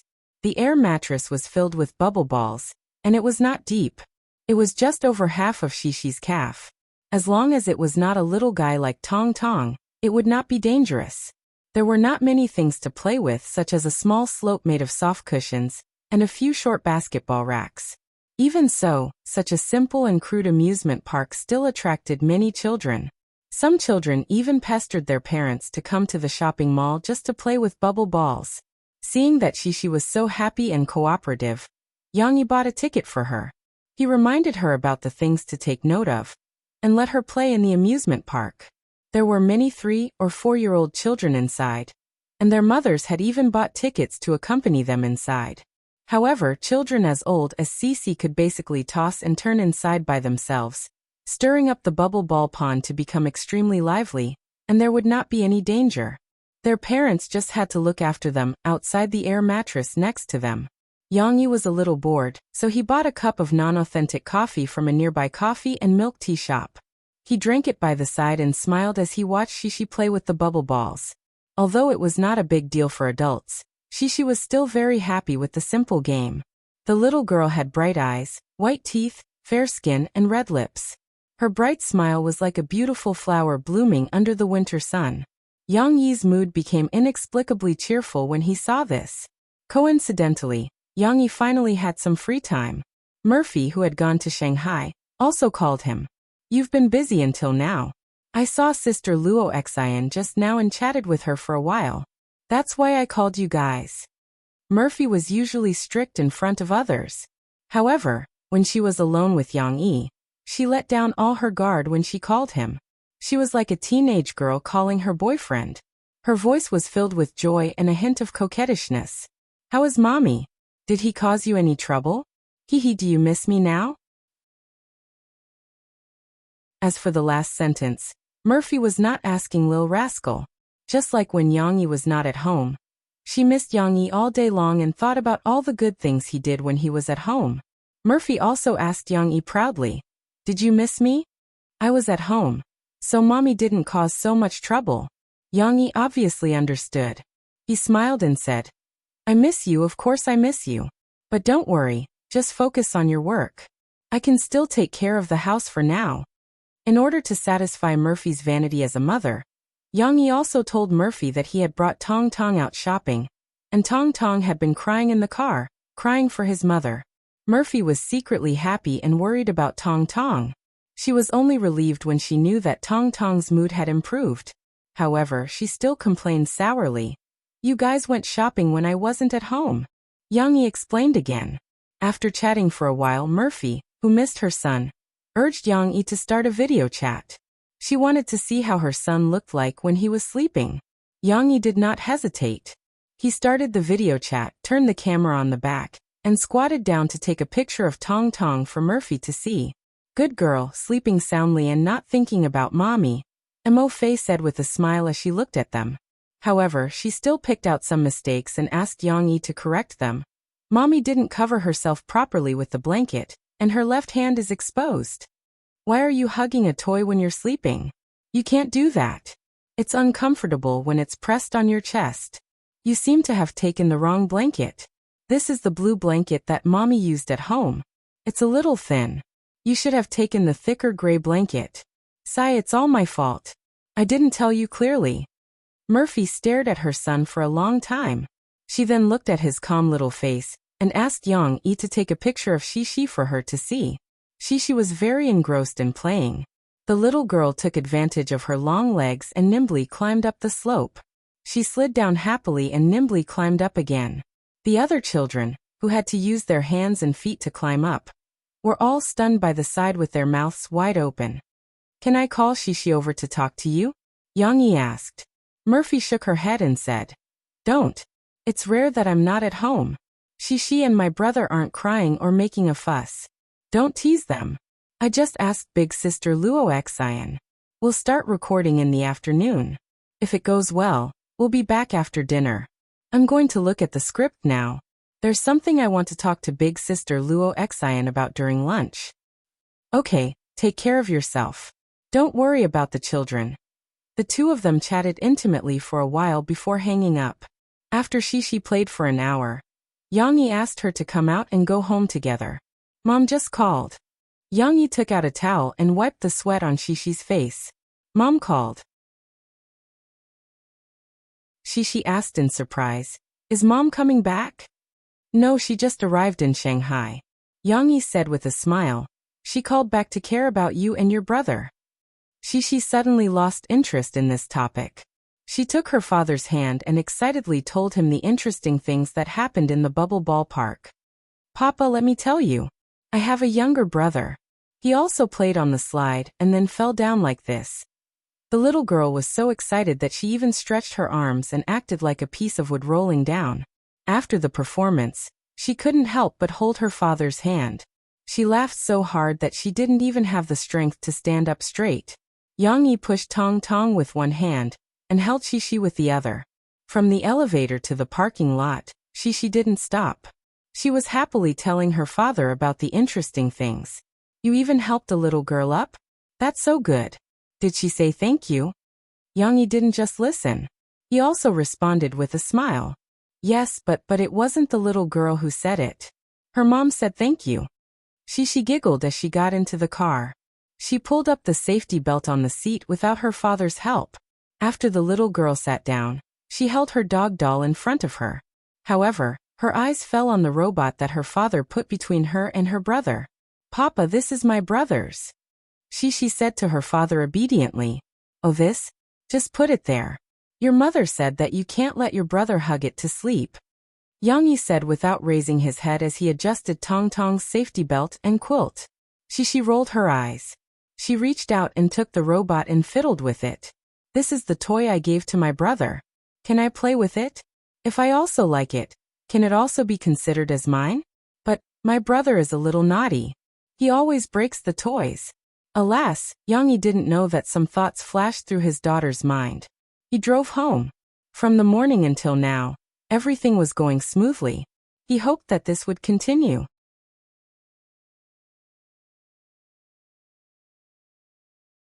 Chapter 935. Steamed Bun. Today was supposed to be a happy day, without being bullied by the 3 cat sisters and brother cat. I even wagged my sexiest tail to welcome the owners back. However, when Steamed Bun came out of the small door, he saw Shishi coming out of the car with a dog doll in her arms. Seeing that the dog doll had blonde hair that was more beautiful than his own, Steamed Bun's happy mood disappeared, and he lowered his head pitifully. Blue skinny mushroom. However, Shishi didn't have time to care about Steamed Bun, because Yang took out the key and gave it to Shishi. Open the door and go in first. Yang was so busy taking Tong Tong out of the safety basket that he didn't even have time to take anything. He carried him upstairs and covered him with a quilt to sleep. The little guy was sleeping soundly, and the jolting of going up and down the stairs in his father's arms didn't wake him up. Papa, I'm hungry. Shishi saw her father coming downstairs, so she ran over and shouted. Yang finally understood how Murphy felt when she was at home. Without anyone's help, she had to deal with the problems of the 2 children. It was really a bit of a headache. He hadn't brought the other things in the car back yet, and Shishi was saying that she was hungry again. If it were another father, he would probably yell at his daughter. Now you know that you're hungry? Who didn't want to go home before and insisted on playing bubble ball? Of course, Yang wouldn't do that. He still smiled patiently, reached out and rubbed Shishi's little head, and said, "Okay, wait a minute. Papa will make lunch for you right away." Yang movements were still very nimble. He took the things in the car back and put them in the side hall first. Anyway, they were Tong Tong's things, so they didn't need to be cleaned up for the time being. They would be eyesores if they weren't cleaned up later. The time to prepare lunch was very tight, but Yang was not careless at all. Yang always strived for perfection when it came to food. He quickly picked out a lot of ingredients from the fridge. He already knew what he was going to cook for lunch. Among them, the fish balls, squid, sea cucumber, egg skin, and other ingredients were used to make the 3 delicacies soup, while the okra and fungus were used to stir-fry a vegetarian dish. In addition, Yang chopped the meat stuffing, added corn, peas and other ingredients, and used the shiitake mushroom as the base to make a mushroom meat dish. Shishi and her father ate 1 dish, 1 meat, and 1 soup.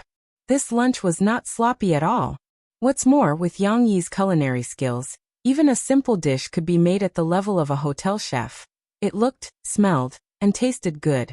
The thick white 3 delicacies soup was sprinkled with a little green onion. Okra stir-fried with wood ear.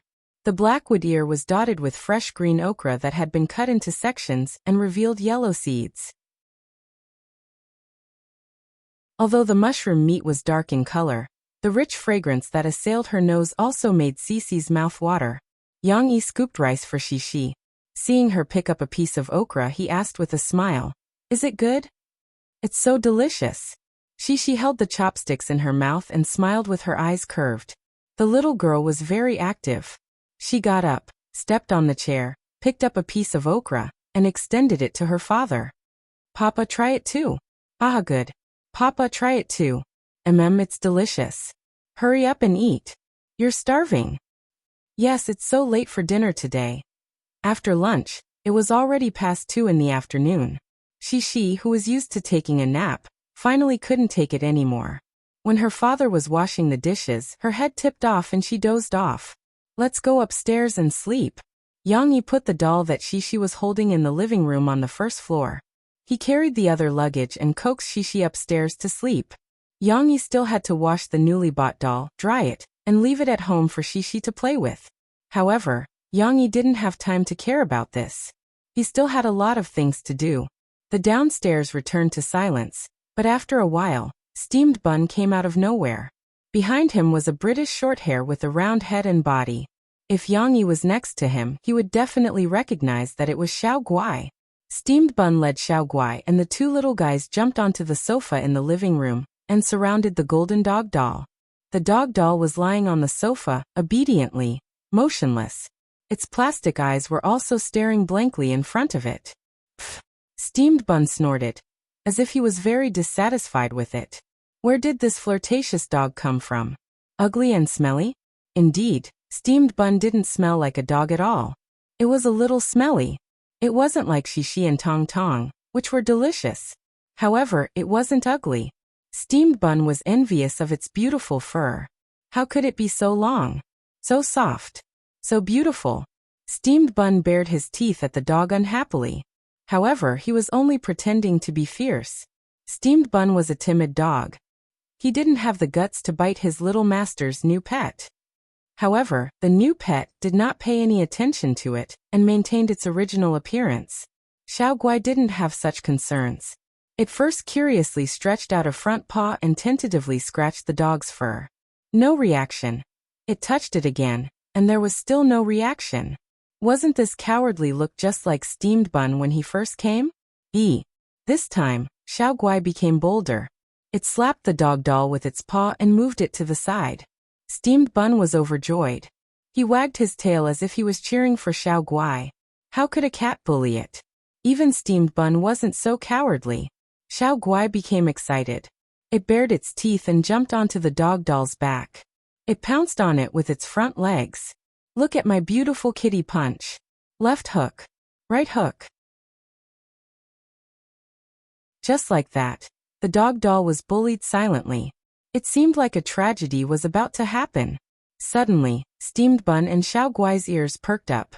Xiao Guai also subconsciously stopped what it was doing. Wah, wah. Tong Tong's drowsy cries came from upstairs. It's over. Are we going to be discovered? Steamed Bun and Xiao Guai looked at each other. Xiao Guai turned around and ran. It's none of my business. Xiao Guai jumped off the sofa and disappeared around the corner of the stairs in the blink of an eye. This agile jumping posture didn't give off the feeling of being fat at all. Steamed Bun was dumbfounded. He stared blankly at Xiao Guai's disappearing figure. He then looked at the dog doll that had been bullied. Fortunately, the quality of the doll wasn't bad. After being bullied by Xiao Guai, only the position was a little crooked and the fur was a little messy. F***CK, is Steamed Bun the scapegoat? Steamed Bun panicked. He turned his head around and didn't know what to do. Fortunately, there was movement upstairs, but no one came down for a long time. Steamed Bun finally figured it out. He tucked his tail between his legs and ran away. When he returned upstairs, Shishi had just fallen asleep. Yang Yi heard Tong Tong crying next door. It seems that I won't be able to sleep this afternoon. Yang Yi thought. Why are you crying? Why are you crying when you wake up? Yang Yi closed the door of the master bedroom, so that Shishi could sleep peacefully. He hurriedly ran to the guest bedroom and coaxed Tong Tong. Yang Yi thought that Tong Tong was crying when he woke up. Shishi was also like this in the past. She didn't have enough sleep, so she cried to her heart's content. If that was the case, he should be fine after he coaxed her. Mom. Mom. However, Tong Tong started to twist in his father's arms. He cried and looked for his mother. He didn't want his father. He felt more comfortable in his mother's arms. No matter how Yang Yi coaxed him, it was useless. The little guy started to cry. He even stuffed a pacifier into his mouth. This was a trick that he hadn't used in a long time. He threw away Tong Tong's pacifier and continued to cry. Yang Yi really had a headache when he saw Tong Tong's snot and tears. He was still being unreasonable. This was a real challenge.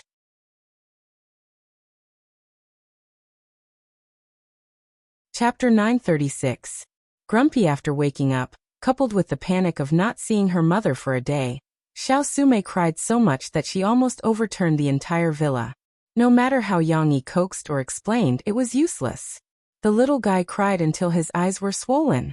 When Shishi woke up in the afternoon, Tong Tong was still crying. The little girl kindly stayed by her father's side, but she could only watch. She had no way to console him. Why is little brother crying? Mom came back at night. Shishi asked her father in confusion. Unfortunately, she could only add to her father's troubles and was of no help at all. In the end, Yang Yi had no choice but to come up with a strange move. He carried Tong Tong downstairs and turned on the TV. The TV in his house was connected to the internet and could play online videos. Yang Yi pulled up the video of Murphy's interview with Jixin and played it on the TV. Look, isn't this Mom? Yang Yi pointed at the TV and whispered to Tong Tong, who was tired from crying and resting in his father's arms for a while. No matter what her father said, it was useless. Tong Tong heard his mother's voice from the TV. He could not help but raise his head and look for his mother with his red eyes. 15 minutes later, the wind and rain stopped. Yang Yi made a bottle of warm milk and handed it to Tong Tong. There were still tears on the little guy's eyelashes, and his eyes were still red, but he was staring at the TV. To be exact, he was looking at his mother on the TV. He was still holding the milk bottle and sucking on it. He was probably tired from crying and used up a lot of energy. He had to eat and drink to make up for it. The way Tong Tong sucked on the milk seriously was like a living advertisement. He gave people the illusion that the milk was delicious. Cece, who was watching from the side, felt hungry. She ran over and asked her father to make a cup for her. Papa, little brother is not watching the real Mom. That's just TV, the little girl said as she stood beside her father and watched him make milk. Shul, let's not tell him the truth. Yang Yi smiled, raised a finger, and winked at Shishi. Hee, alright. I won't tell my brother. Shishi found this amusing and giggled.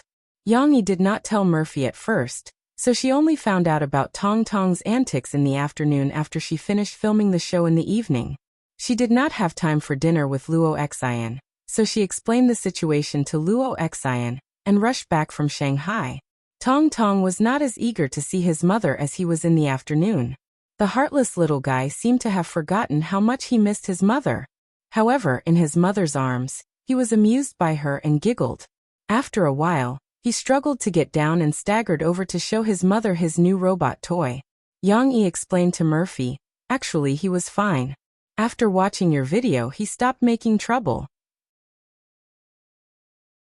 If I had known this would happen, I would have used this trick when he started crying. You don't know how sad I felt when he cried himself hoarse. Now you know how important I am, right? Murphy was still complaining about Tong Tong's crying, so Yang Yi's voice was still a little hoarse. Now, she was proudly claiming credit from Yang Yi. Of course you're important. You're the most important person in our family. Yang Yi smiled and pinched Murphy's nose. We can't lose anyone in our family. After recording Jixin interview, Murphy's official album release was in the last few days. For Murphy's fans, this was the big and exciting moment they had been waiting for 2 years. It was about to arrive. For this day, Jia Siyuan went from a young girl to a wife and from a wife to a proud mother. Do you still remember the girl who met her boyfriend at the music store because of Murphy's first dream? Do you still remember the female fan who shared her story and showed off her wedding ring at Murphy's first fan meeting? 2 years later, Jia Siyuan also had her own child. However, her love for Murphy did not decrease. Over the years, Mo Fei had released a lot of new songs one after another, but they were all released in the form of singles. Singles were not as good as albums. Jia Siyuan had been looking forward to Mo Fei's new album. He even hoped that Mo Fei would come back and hold a concert as soon as possible. Even though she was a mother and understood Murphy's difficulties, as a fan, she was still a little selfish. Fortunately, the happy moment was about to arrive. In the last few days, Phoebe Studios' official micro-broadcasting was holding a repost lottery every day. As long as you reposted the micro-broadcasting that revealed the new album, you would have a chance to be selected and win a valuable prize. Jia Siyuan was not very interested in the prize. In addition, there were too many reposts every day, so it was difficult to win. She was more concerned about micro-broadcasting itself. What new album secret was revealed today? Jia Siyuan's husband asked with a smile when he saw Jia Siyuan sitting on the sofa with one hand holding her son, and the other holding a tablet to browse Weibo. He was also a die-hard fan of Murphy. It's not out yet. I'm looking at it from a few days ago. Jia Siyuan laughed. Yesterday, the official Weibo announced that Murphy's new album's title was Want to Say But Stop. The day before yesterday, the official Weibo announced the album's cover photo. The most interesting thing was the name, Want to Say But Stop. In the micro-broadcasting's comment section, many fans had already started guessing activities or improvising. Want to Say But Stop. It should have the same meaning as want to say but stop. Generally, such words should be used to describe people who have some unspeakable difficulties. Could it be that Murphy's album is about complaining? No way.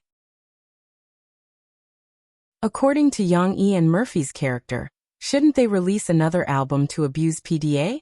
Upstairs, is the village connected to the internet?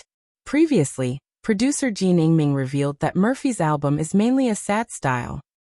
Want to say but stop. Tonight, I was drunk and wanted to go home to sleep, but you kept talking to me. What else do you want? Don't I need to rest? Haha, upstairs is too talented. You can even explain it like this. There were indeed many talents in the comments section.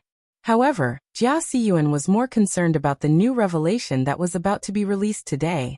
She refreshed it again in a while. It finally came out. Hubby, it's a video. Come and take a look. Jia Siyuan exclaimed excitedly. Her husband was originally reading on the side, but now he couldn't help but come over. The two of them watched the latest revelation video together. The video was a surveillance video of the recording studio, which was pieced together from two videos. From the video, the audience saw that Mo Fei, who was in the recording room, was wiping her tears, and Yang Yi, who was outside, said something into the microphone. Jean Ingming seemed to want to give them some space, and left the recording room by himself. Soon, Murphy came out of the recording studio, and the video was switched to the surveillance in the monitoring room. She threw herself into Yang Yi's arms with a heartbroken look. Yang Yi comforted her, not knowing whether to laugh or cry. What's going on? Jia Siyuan and her husband were stunned. This video was completely like a silent play. Moreover, there were no subtitles. The plot was all guesswork. It doesn't feel like a public display of affection. Jia Siyuan said strangely. Well, I don't think so either. You see Murphy crying so sadly. What made her cry so badly? It also doesn't look like it's Yang Yi's fault. If Yang Yi had provoked Murphy, she wouldn't have run into Yang Yi's arms to cry. Jia Siyuan's husband guessed. AI, it must be a problem with this album. Isn't it supposed to be the new album's reveal? Jia Siyuan laughed. Although it's not good to gloat, seeing Murphy crying so sadly, I can't wait to hear her new album.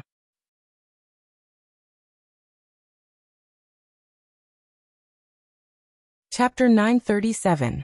Unlike before Murphy's new album was officially released, no songs were leaked through variety shows or other channels. Therefore, a series of unveiling activities succeeded in whetting the appetite of all the fans. On the day of the release of the new album, many fans blocked the door of the music store early, wanting to buy this new album called Still Wanting to Speak, as soon as possible. Jia Siyuan stayed in the car to take care of the children, and her husband went to line up. But while they were still waiting in line and looking forward to it, some music critics who were also looking forward to it had already gotten the album through their familiar music stores. For example, Mr. Li Shijian, he had been waiting for this album since the day Murphy released the new album. Unfortunately, the unromantic Phoebe Studio did not take the initiative to send the album to the music critics. Yang Yi and Murphy were not worried about the sales of their works, and they would not deliberately please the music critics. This approach was still somewhat unique. It was as cold as a mobile phone manufacturer releasing a new mobile phone, and not taking the initiative to invite some big names in the technology world and review video writers to watch. But Li Shijian could still understand and appreciate Yang Yi's approach. He had always thought that good works were not delivered to him, but discovered by him personally. Therefore, Li Shijian also got Murphy's new album early in the morning through his distant relatives who opened a music store. Back in his office, Li Shijian turned on two cameras, one near and one far away, and aimed them at himself and his hand respectively. He was preparing to record a music review video. It was worth mentioning that in the past, Li Shijian used to publish his music review reports through blogs, media columns, and other channels. But after coming into contact with micro-broadcasting this year, Li Shijian gradually shifted his position to micro-broadcasting in addition to writing media columns. In order to stand out from the new media, Li Shijian had to make innovations. He chose to use the same method as others to review mobile phones. He recorded his review video of himself opening the package and listening to the new album for the first time, and posted it on micro-broadcasting. The first listen review was not very accurate. He would also post the follow-up detailed reviews of each song in the form of a long text. But what surprised Li Shijian was that his review video was actually more popular than his careful text and text reviews. Many of his new fans had even started to follow his microstream because of the interesting reviews he had posted.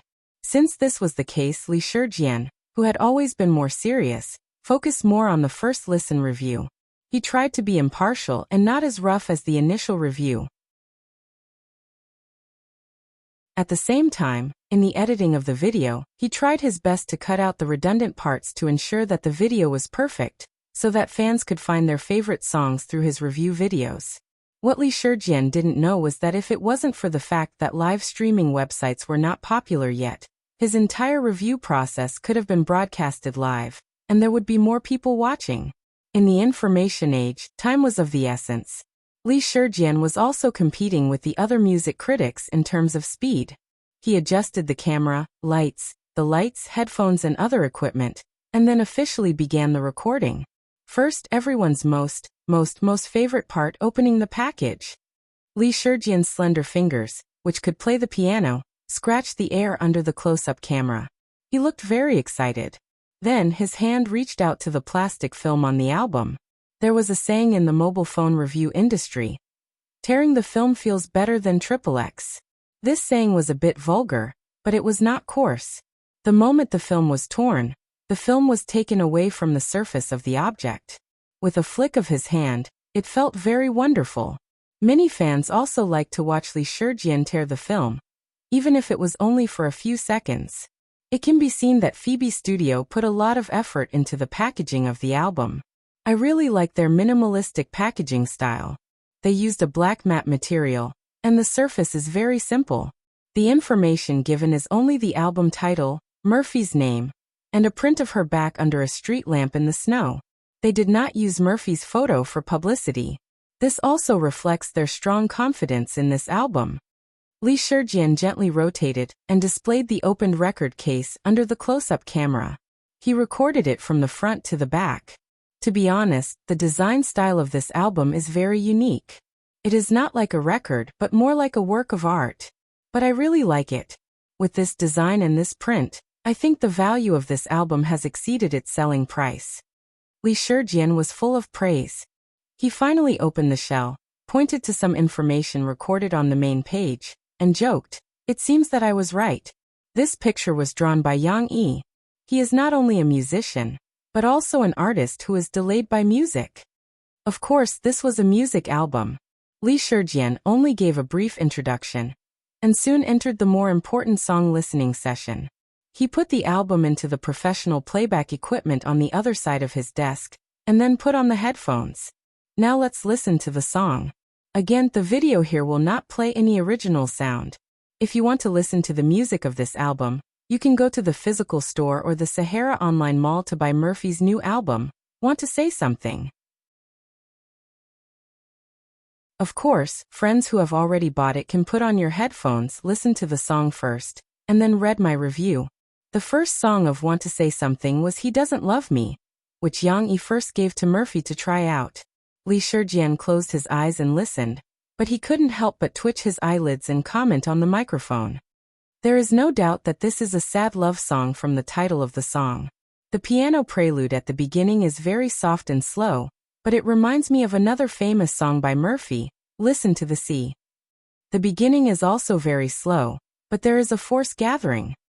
Will this be a high-pitched song like Listen to the Sea, where one's voice is hoarse? The charm of the first listen was like this. Li Shijian knew nothing about this song, but he could take his fans to explore it together.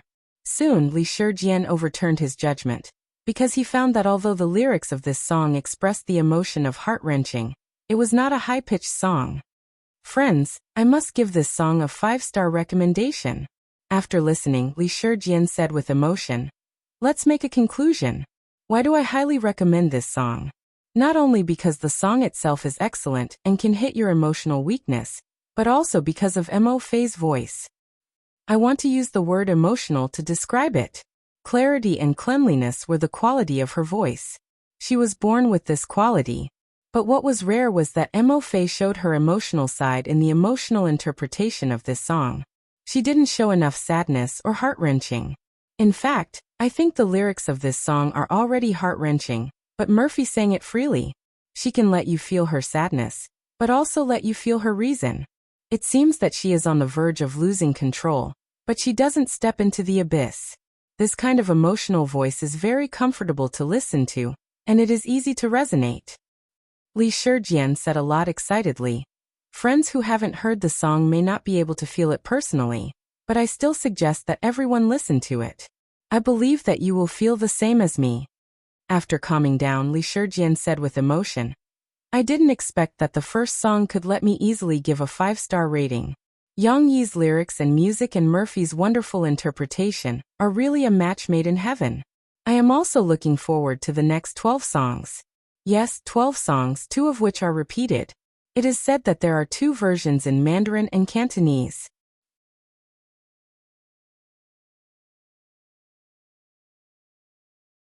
Chapter 938. In the Jiangnan area, there had always been a custom of catching the Zhou dynasty. It was said that this custom originated from the Wu kingdom during the Three Kingdoms era. However, this custom was not only present in Jiangnan province. Yang Yi's hometown, Anqing, also had the same custom. In the past, Wadaiku village, which had little communication with the outside world, paid extra attention to traditional customs. As a matter of fact, Yang Yi, who originally did not plan to make a big fuss, had already received a set of fetching objects from Dong Yu. Moreover, Dong Yu had also repeatedly reminded Yang Yi over the phone that he must do a good job in the fetching ceremony. She also had to tell her what the child caught in the end, so that she could take it to pray to her ancestors. It could be said that there was a certain degree of superstition. However, since the elderly valued it so much, Yang Yi also discussed with Murphy to organize a small ceremony for Tong Tong. Tong Tong's birthday was at the end of November. When he turned 1 year old, Murphy's new album would be released. However, Murphy did not go to work that day. Instead, she held a press conference in advance to announce her return. After Tong Tong's birthday, she set out to promote her new album. That night, after eating the cake, Yang Yi began to arrange the items for catching the Zhou dynasty on the carpet in the living room. She crossed her legs and crawled on the sofa next to him, looking curiously. It had to be said that the happiest person on Tong Tong's birthday was Shi. This was because Tong Tong did not understand the meaning of a birthday, and did not understand the joy of opening presents. Moreover, he could not enjoy the delicious birthday cake. Although Murphy fed the little guy a little bread, it was not as delicious as the sweet and delicious cream. In the end, the benefits that Tong Tong could not enjoy were all enjoyed by Shi. Therefore, Shi was as happy as if it was her birthday that night. Her little belly was full of delicious cake, and she could eat until she could not eat anymore. After eating the cake, the little girl was so full that she could not sit down. She could only move around and crawl to digest the food. At the same time, she also looked at the items that her father had arranged for catching the Zhou dynasty. Papa, what are these? It looks like a wooden doll. She asked curiously. A few days ago, she had already learned from her father about the concept of catch weekly. However, this was the first time she had seen the items needed to catch weekly. Yang Yi arranged all the items in a circle, and was now adjusting the distance between the items to ensure that they were well arranged. Seeing Shi's curiosity, he smiled and explained, "These are made of wood. However, the original image was of other ancient objects, and they all have very complicated meanings." Yang Yi picked up a dragon-shaped seal that looked like a stone lion, and explained to Shi, "Take this for example. It's called the official star seal. Look, it's in the shape of a dragon. In ancient times, the dragon represented the emperor and imperial power, so it symbolized power and status. If my brother catches this, it means that he has the possibility of becoming an official. If he's destined to be an official, he'll have a prosperous career." Shi took it curiously and played with it in her hands. The official star seal was not big, but the workmanship was very delicate. The dragon statue was so lifelike that even the nostrils and whiskers could be seen clearly. Of course, it was not only this. Every item was the same. They were small in size and light in weight, so that children who had just reached 1 year old could catch them. The items carved from wood were polished very smoothly, probably because they had been used for a long time. There was a layer of warm and translucent coating on the surface of these items, which was very comfortable to touch. Coupled with the original darker color, these items looked like antiques. In order to understand the meaning of these items, Yang Yi had specially researched them. In addition to understanding the knowledge that he and Shishi talked about, Yang Yi also discovered that there were many problems with the items that modern people randomly made. For example, they used items like abacuses, magazines, rulers, and so on. Not to mention that children might not be able to catch them. The different colors, sizes, and shapes of these items were also a kind of interference for children. Therefore, after discussing with Murphy, they decided to use the items that Dong Yue had sent them. Although they were a little outdated, at least they could symbolically play with the items and see what Tong Tong would choose in the end. Yang Yi explained to Shishi patiently, and Murphy quickly carried Tong Tong, who had just finished showering and changed into new clothes, downstairs. Let's catch Chow Chow. Let's see what our Chow Chow will do in the future. Do you want to be an awe-inspiring general? Or do you want to be a great musician like Mama and Papa? Mo Fei smiled and put little Mommy in the middle of these objects. Yang Yi let Murphy be the host, while he held a camera and recorded this small ceremony with a smile. What will little brother choose? Cece giggled and jumped around at the side. Although there were no scenes for young girls today, Shishi was a little drama expert, so it was necessary for her to join in the fun and steal the show. Yes, my brother, what will you choose? Look around first. Murphy held Tong Tong, who was still confused, and pointed at the items so that he could look at them one by one. This is a spinning top, and this is a Luban dough. Shishi introduced the items to her brother enthusiastically. Her father had explained to her just now, so Shishi remembered most of the items, even though she could not say them correctly. Oh, this is a book, right? For example, Shishi could not remember the name of this item, so she turned her head and asked her father for help. This is called the Songjie bamboo slip. Songjie was the creator of our ancient language, Yang Yi added with a smile. However, after looking around, Cece seemed to be in high spirits, while little Momo didn't seem to have any intention of catching one. Perhaps he was also a little sleepy, sitting in the middle of a circle of objects, sometimes looking at his father, sometimes looking at his mother. Tong Tong's confused eyes seemed to be saying, "What do you want me to do?" "Oh, my brother, catch one." Shishi could not wait any longer. She put her hands on the carpet beside her, and like a little tiger, she jumped over and blocked Tong Tong's line of sight. Little rascal thought that his sister wanted to play with him, and his sleepiness instantly dissipated. He opened his small mouth, and as he laughed, he also leaned forward, just like his sister. "Aya, I'm asking you to choose one. Let's see what you'll do in the future." Cece pouted and pointed at the circle of items. "I'm not asking you to learn from me." Murphy and Yang Yi looked at each other, not knowing whether to laugh or cry. She reached out and pulled Shishi. "Don't influence your brother's choice. It's more useful for him to choose by himself." However, at this moment, Tong Tong finally acted. He casually grabbed two items from the ground. Yang Yi's eyes were sharp. He saw that one was a donut-like bell, and the other was the Hongya music chimes that Murphy wanted Tong Tong to pick up. The former symbolized a kind heart and medical skills. The latter, needless to say, meant that the child would be multi-talented and be good at singing and dancing. However, Yang Yi and Murphy did not expect that Tong Tong did not care about what he picked up and did not pick anything. If he insisted that he picked something, then the one Tong Tong picked was his sister, who knew how to play with him. Perhaps Tong Tong misunderstood that Shishi wanted him to give those items to her. When he saw his sister being pulled away by his mother, Tong Tong anxiously grabbed two items that were the least painful to his hands. He got up from the ground and walked over to his sister while babbling. "Sister." Tong Tong smiled happily and reached out his two small hands to Shishi.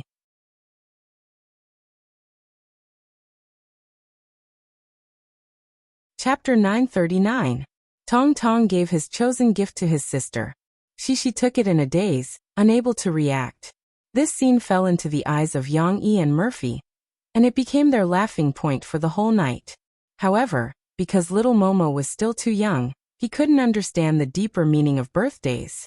Just like that, the little guy's first birthday passed so easily. According to a certain definition, Tong Tong could still be considered a baby before he turned one. Now that he had passed his first birthday, Tong Tong was no longer a baby that could be manipulated by others. The next day, Tong Tong, who had officially become a baby, began to face a new challenge. His mother was on a business trip again, and this time, she would be gone for 2 days. This time, Tong Tong would not only not see his mother for 2 days, but he also had to face the terrible crisis of food shortage.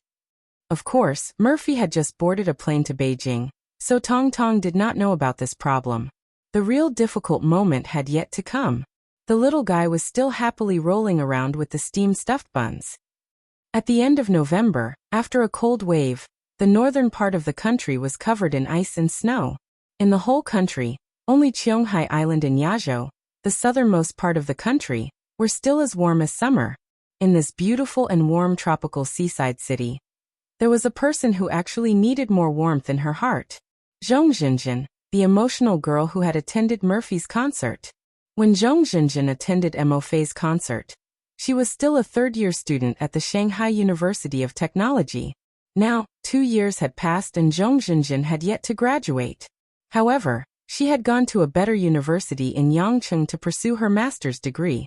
Actually, Zhong Zhenjin wished that she had not come to Yangcheng.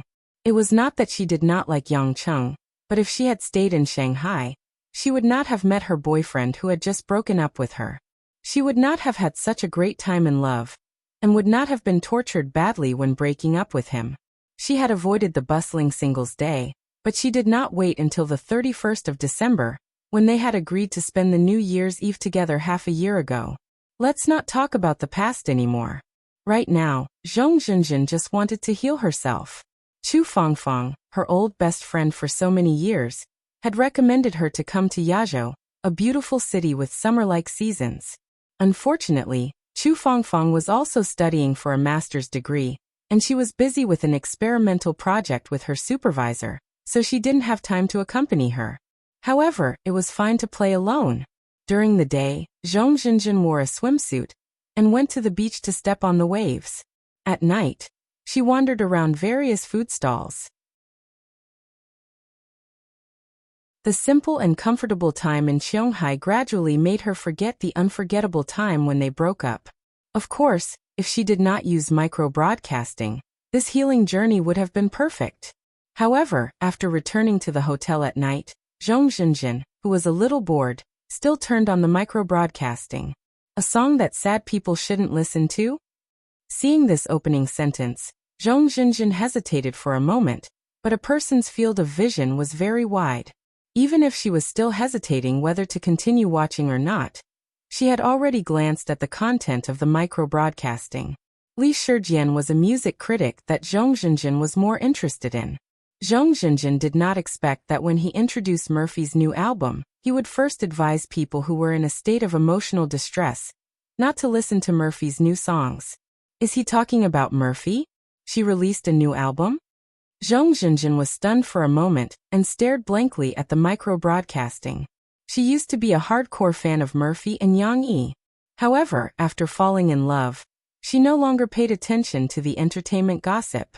She spent all day with her boyfriend in the library, shopping and stargazing. How could she still care about chasing stars?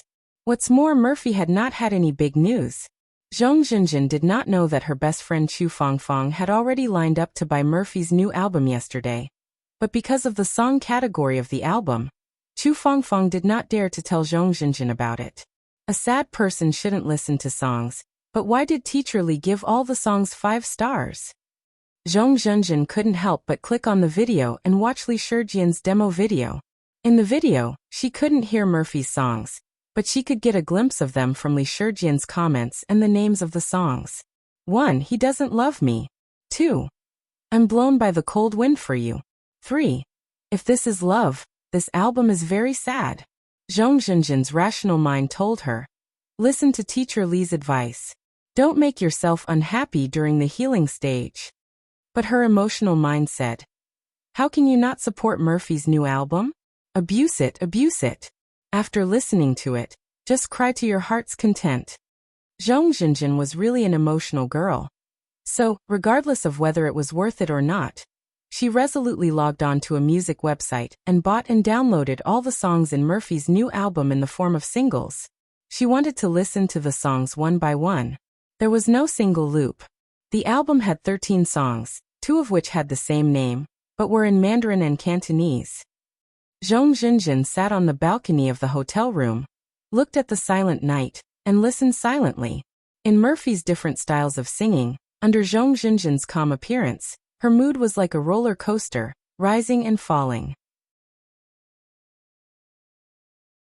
I will try to let go of the past, no matter how beautiful it was in the past, and I will try not to think of how you surrounded me with love, that deep feeling. The second song. I'm blown by the cold wind for you. Zhong Zhenjin had forgotten how excellent Murphy's singing was in Li Shijian's video. She was infected by the bleak self-persuasion in the lyrics.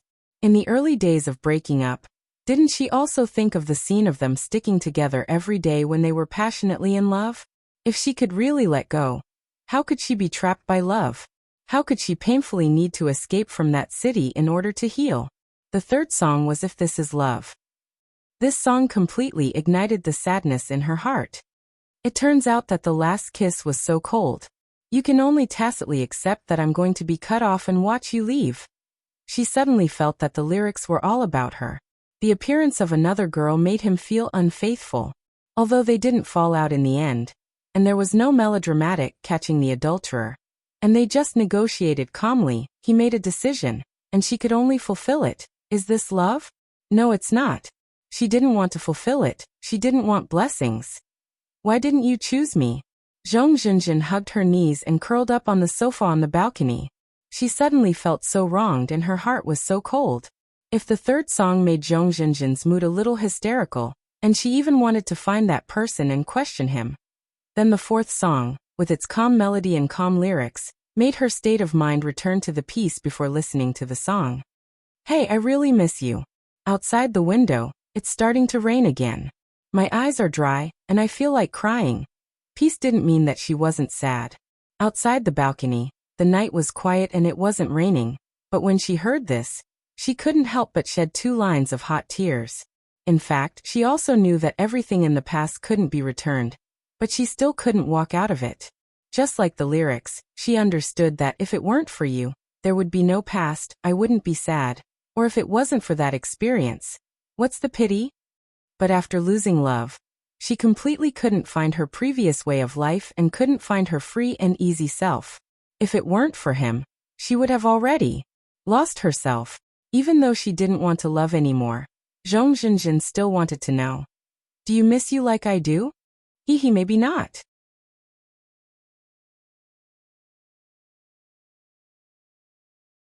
Chapter 940. If you think that the new record that Yang Yi gave Murphy was made up of so many sad songs, was just pure sadness, dragging the audience step by step into an emotional whirlpool that they couldn't escape, then you are looking down on Yang Yi too much. After Zhong Zhenjin experienced the heartbreak of the 7th song, The Most Familiar Stranger, in the following songs, she began to understand how to think calmly after the pain, and how to calmly face the failed love of the past. What I miss is that we can talk about anything. I miss dreaming together. I miss the impulse to love you after an argument. Yes, thinking about it carefully, wasn't it just the beautiful period of the past that she was sad and reluctant to part with? Because that period of love was so blissful that she lost the courage to give up. But in fact, a lingering nightmare had been left in her heart, just as the 8th song, I Miss, sang. Self-esteem often drags people down and twists and turns love. I pretend to understand because I'm afraid that the truth is too naked. It's worse to be embarrassed than to lose. Self-esteem made Zhong Zhenjin unable to believe the fact that he didn't love her that much anymore. She would rather plead with him to stay and drag herself to the same place than tear apart the last bit of luck to laugh at the truth of him being a scumbag. Of course, Zhong Zhenjin had calmed down now. This song made her understand that she didn't want him to come back, but she just missed the beauty of the past. Then why was she still so stubborn? Zhong Zhenjin found that she really fell in love with Murphy's album, because it understood her emotional changes too well. The 9th song gave her the song, I started to understand. After calming down, she did begin to understand her situation and her emotional situation. Zhong Zhenjin listened to the song with a smile. Shaking my dream awake, announcing that happiness won't come again, forgiving with a sad smile, and overturning.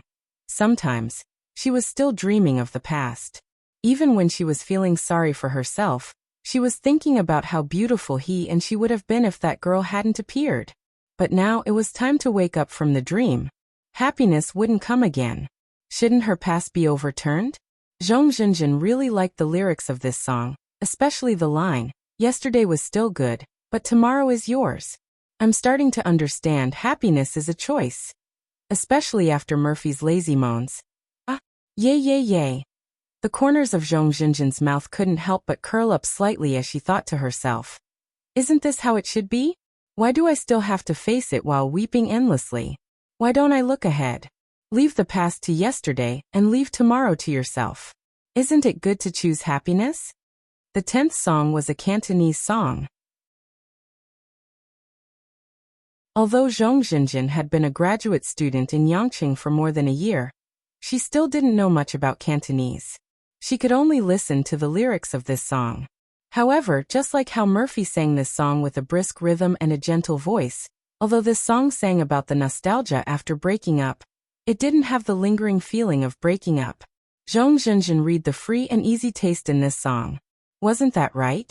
Looking at the lyrics, although there were a lot of words like pity and reminiscence, the whole song emphasized the irreversible separation.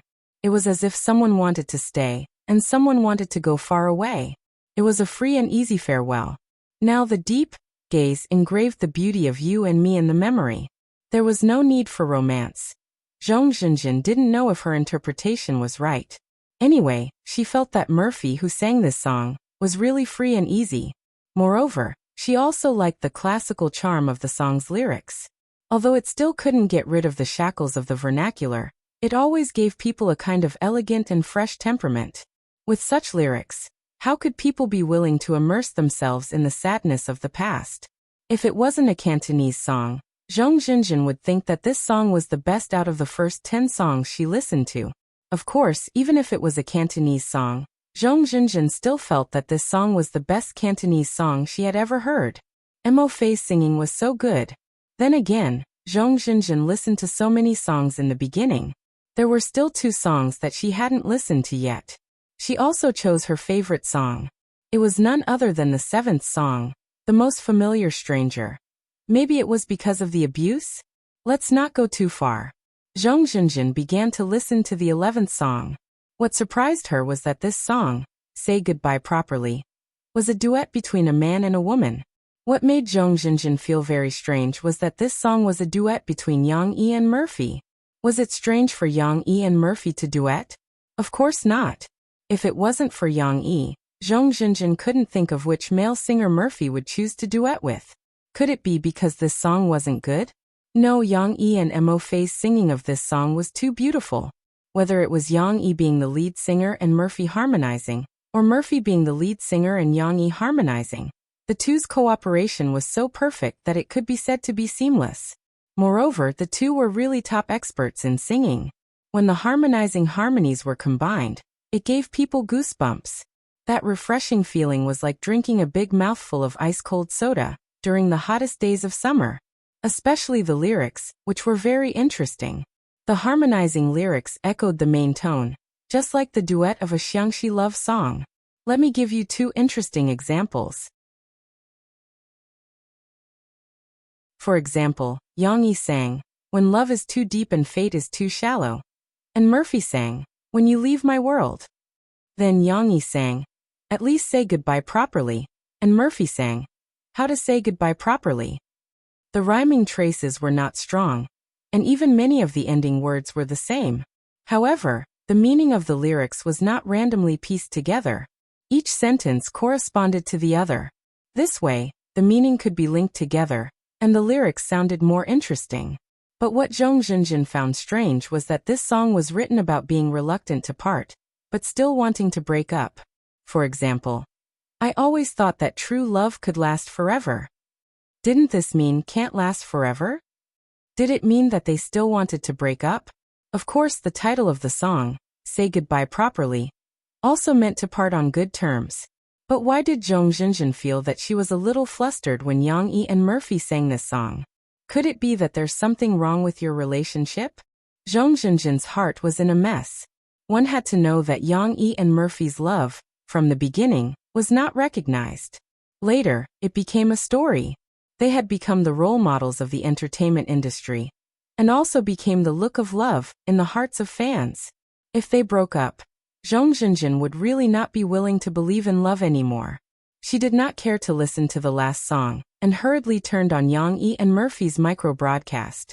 From the micro-broadcast, at least no cracks could be seen in their relationship. The latest update of Yang Yi and Murphy's micro-broadcast was yesterday.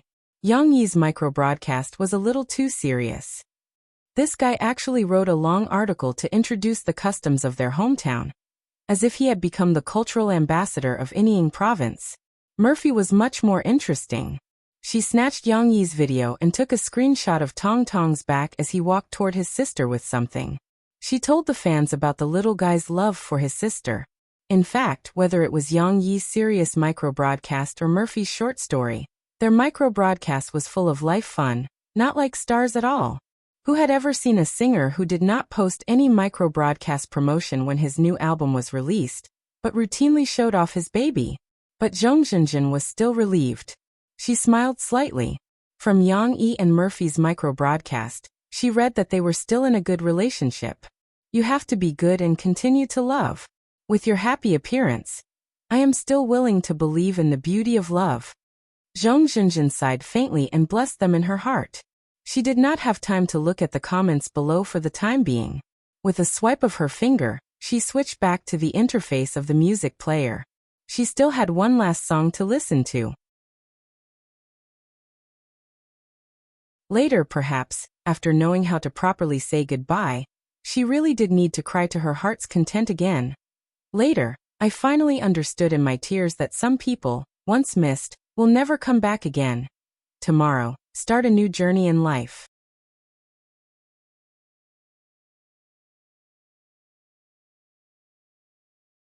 Chapter 941. Murphy's new album, released 2 years ago, sold well on its first day and caused a lot of controversy and concern from her fans. However, Yang Yi did not have time to care about the questions from his fans on micro-broadcasting. He did not even have time to pick up his phone or open his computer to watch the micro-broadcasting. He was busy dealing with Tong Tong. Murphy went on a business trip to participate in a popularity contest. The first day was fine and the little guy was not difficult to deal with. Since Shishi went to school, Yang Yi could focus on taking care of him. With his father by his side, Tong Tong did not think about his mother for the time being. The crisis of crying in the afternoon was also solved by Yang Yi with the video and the milk bottle. However, Tong Tong finally started to feel uneasy when he was about to take a bath at night. Tong Tong felt that something was wrong when he did not feel his mother's embrace or drink breast milk the whole day. Why did his mother disappear again? He wanted his mother to bathe him, not his father. When Yang Yi found a change of clothes for the little guy in the cupboard, Tong Tong pouted his little mouth and took small steps to look for his mother. Look for your mother after you take a bath. Good boy, Daddy wants to bathe you and your sister together. Yang Yi picked up the little guy, who was holding onto the door frame and trying to get out. He rubbed his little head and smiled. You want to bathe with your sister? Are you not happy? She also wanted to bathe. Yang Yi could not leave Tong Tong alone outside when he was bathing Shishi, right? Even if the crib could temporarily trap Tong Tong and prevent him from running around, he would make more noise. I want Mom bathe. Tong Tong struggled and pouted his little mouth as he said aggrievedly. Perhaps it was due to the threat, but little Momo's language skills had been improving over the past few days. Originally, he could only use a few monosyllabic verbs, and his pronunciation was not very accurate. Now he could actually string together some titles, and vaguely, he was about to form a complete sentence with meaning. The little fellow was extremely anxious. Not only did he struggle in his father's arms, his eyes were also rapidly gathering tears. If his father hit his mother again, he would definitely cry loudly, and ask his mother to come and save him. I got it. After we bathe, we can talk to Mom on the phone. There is a big screen in Dad's study. We can project Mom on it and you can talk to her, okay? Yang-yi saw that the little guy was about to cry, so he quickly snapped his fingers and raised his voice. Tong Tong was a little surprised by his father's snap. He opened his eyes wide. Although there were tears in his eyes, they did not fall and he just looked at his father in confusion. He heard his father say Mom, but he did not understand. Fortunately, at this time someone came to play along with his father. She came from next door with her underwear and nightgown. She was going to let her father bathe her, but when she heard what her father said, she happily jumped up and said, Okay. Dad, I want to see Mom too. I miss her so much. Mom. Tong Tong turned his head to look at his sister for a while, then turned his head again. He blinked his eyes, as if he was trying hard to hold back his tears. He emphasized, I want Mom. Mom will be here in a while. Look, sister is so happy. Yang-yi felt that Shishi's good mood might be contagious to Tong Tong, so he quickly pointed at Shishi and motioned for Tong Tong to look. Shishi giggled. She held her nightgown, twisted her body, and naughtily hid behind her father. Hey, you bad sister, you won't let your brother see? Yang-yi shouted. He turned around to look for Shishi with Tong Tong in his arms. Sisi threw her change of clothes on the sofa and ran away while giggling. However, she didn't run out. Instead, she circled around the furniture and avoided the sight of her father and brother. It was like playing hide and seek. She had a lot of fun. Yang-yi hugged Tong Tong and ran around in circles. At first, Tong Tong was a little confused, but after being infected by his sister's pleasant laughter, he could not help but turn his little head around. His little hands clung to his father's chest, sometimes to his father's left side, and sometimes to the right side of his father's shoulder. Hee sister. The little boy was happy. He pointed at Shishi, who was busy hiding behind the sofa, and called out to his father with a smile. Finally, he was appeased. With Shishi playing with him, Tong Tong was finally willing to settle down. Although there were still tears in his eyes, his mood was at least cheerful. 10 minutes later, in the steamy bathroom, Yang-yi sat on a small stool and gently wiped the back of Tong Tong, who was sitting naked in a small tub. In front of him were 2 tubs of the same style, one big and one small. Tong Tong was sitting in the small tub, and the warm water only reached his belly button. However, Tong Tong was not at all settled down. He kept giggling and splashing water as he looked in his sister's direction. Shishi was sitting in the big tub. The little girl was wearing a fluffy bunny ear headband on her head. It was convenient for her to tie up her long hair and prevent it from getting dirty. However, the bunny ear headband was very cute, and it attracted Tong Tong's attention. He stood up from his small tub several times, giggling, and tried to crawl to his sister's tub. He wanted to touch his sister's bunny ears. Stop fooling around, we'll be done soon. Yang-yi was busy washing the foam off Tong Tong's body. He could only press him down again and again. Sisi and her brother were also having a lot of fun. There were a lot of little toys floating on the surface of the water when she was bathing. She excitedly fished out a little yellow duck from her bathtub and enthusiastically placed it in little Momo's bathtub. Brother, this is for you to play with. Shishi's sweet laughter was very healing. At this moment, the cute little girl only lacked a pair of white wings to become a kind little angel. Tong Tong was very interested in the yellow duck. While he was still observing it, Shishi extended her arm again and taught him how to press down on the yellow duck. Then, she let go of his hand to let it float. That was not all.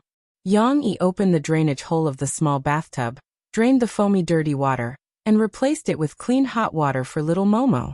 The little guy looked at the little yellow duck that was gradually floating from the bottom of the bathtub with the rising water.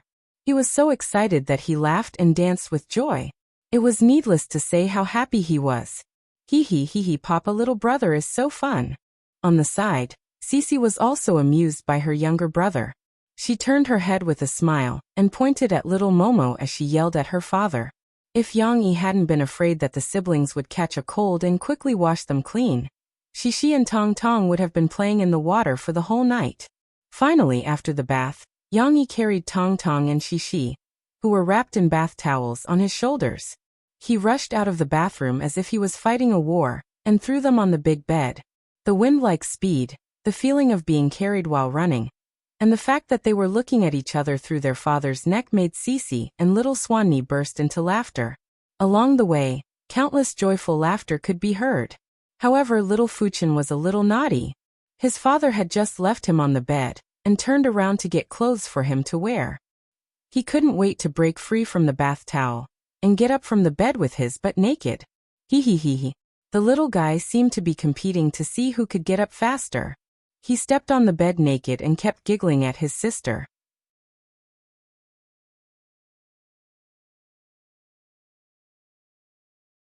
Chapter 942. Yang Yi caught Tong Tong inadvertently exposing himself when he turned around. He quickly grabbed the towel beside him, wrapped it around the little guy, and pushed him down. Even so, this hooligan brother of his did not feel ashamed. Perhaps he thought that his father was playing with him, or perhaps he was proud of himself, but he kept laughing in bed. Shi, who was beside him, did not feel that her brother was an eyesore. The little girl was a little shy, so she wrapped herself tightly in the towel. However, she still laughed happily at her brother. Their laughter echoed each other. One big and one small, one high and one low. They were almost singing a duet. Big sister, how old are you? Do you still want daddy to help you dress like your brother? Yang Yi pouted his lips at Shi and laughed. Mommy used to bathe you. In the future, you have to learn how to bathe by yourself. You're already a big girl, so why do you still need daddy to make bubbles for you? Shi giggled. She wrapped herself in the blanket and rolled around like a white fluffy worm. She even rolled around with her brother before she rolled out. After a while, the little girl stopped and said mischievously to her father, I don't want to bathe by myself. I'm still a little girl. Although she said that, she still got dressed in the end. After her father helped her brother get dressed, she went to her room to get a comb and a hairdryer so that her father could blow dry her hair. It was late at night, so there was no need to wear a hairband. However, it would be more comfortable to blow dry her wet hair. It would be easier to dry it before bed. After he was done, Yang Yi picked up Tong Tong and pulled Shi along. Let's go. Let's video chat with mommy. When the video call was connected, Mo Fei was still wearing the costume for the performance, wearing light makeup, and sitting in the nanny van. However, even if her hairstyle and makeup were different from usual, little Momo still recognized her mother. The little guy stared at Mo Fei blankly at first, ignoring that Mo Fei was talking to Yang Yi while calling him with a smile. After staring at the screen for a long time, he finally confirmed his judgment.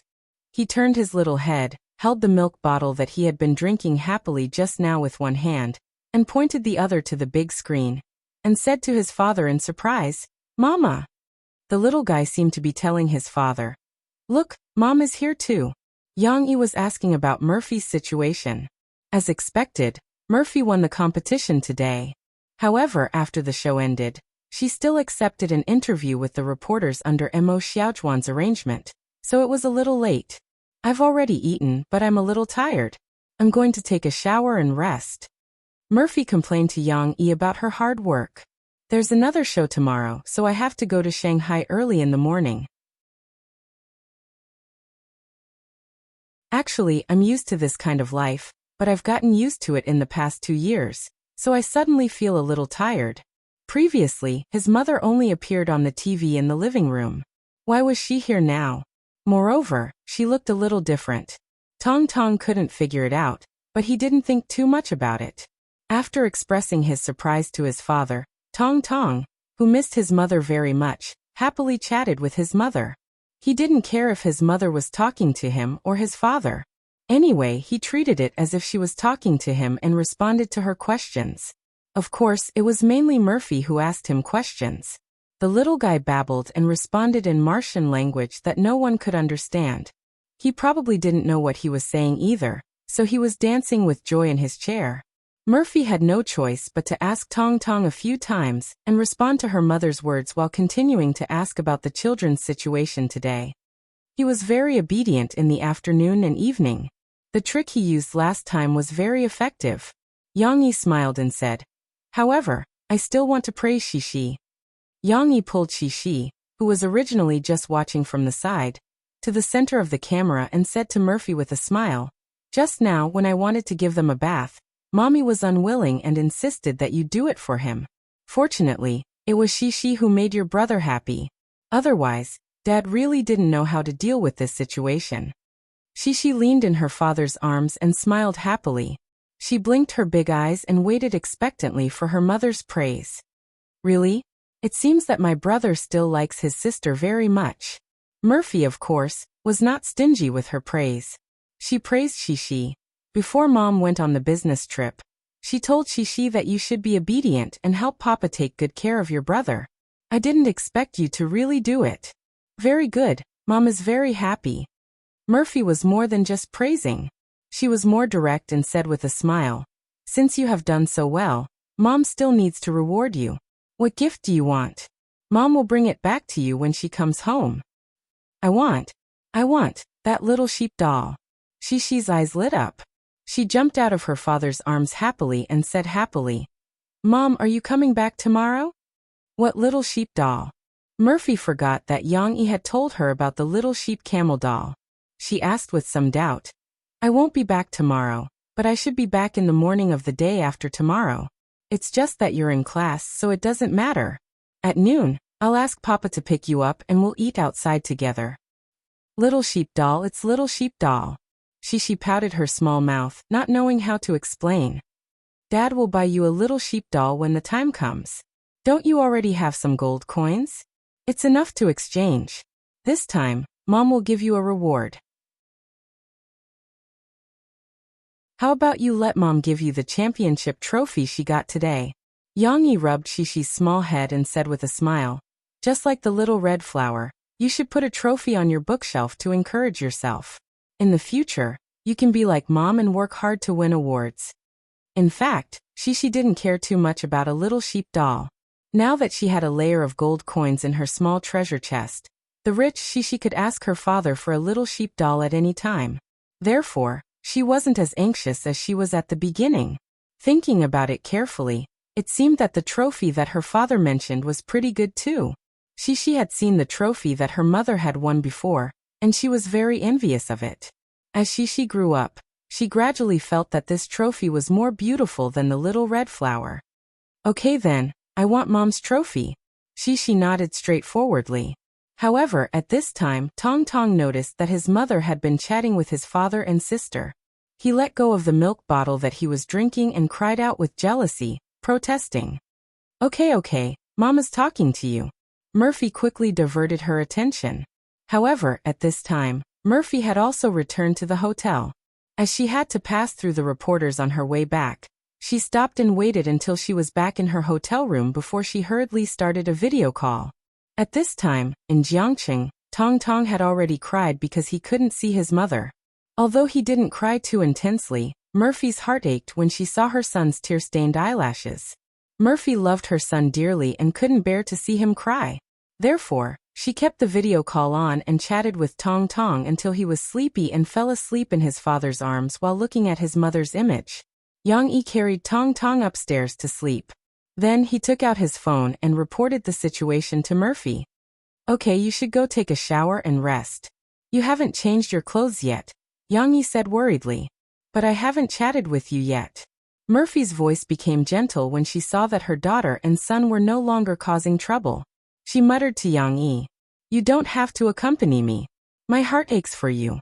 You must be exhausted. Go take a shower and sleep. Be good." Yang Yi coaxed, "But I want you to accompany me. Let's keep the video call on, and you can coax me to sleep, okay?" Murphy said coquettishly as she twisted her shoulders on the small screen. Okay. You can say whatever you want." Yang Yi was amused by Murphy. He chuckled and said, "Go take a shower first. I'll accompany you when you come back. I'll go and see if Shishi is asleep." Before hanging up, there was a Murphy's obedient response.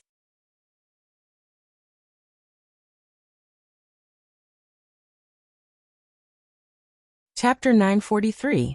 On the second day of her mother's absence. In the morning, Shishi took the car driven by Lan Xian's chauffeur and went to school with Lan Xian. Since her mother was not at home, Shishi's welfare treatment was also reduced a lot. She was mainly taken care of by her father. Originally, a large part of her father's energy had to be allocated to Tong Tong, who was even more troublesome. Fortunately, Shishi was a girl. She was meticulous and sensible, so she did not bicker with her brother. Moreover, Shishi not only did not complain, but she also happily told her friends about her brother's interesting stories at school. My mom hasn't come back today. During the class, Shishi said to Lu Xiuyu. Then my brother didn't finish breakfast, so Papa couldn't send me to school, but he will take me home. What should I do if your mother isn't at home?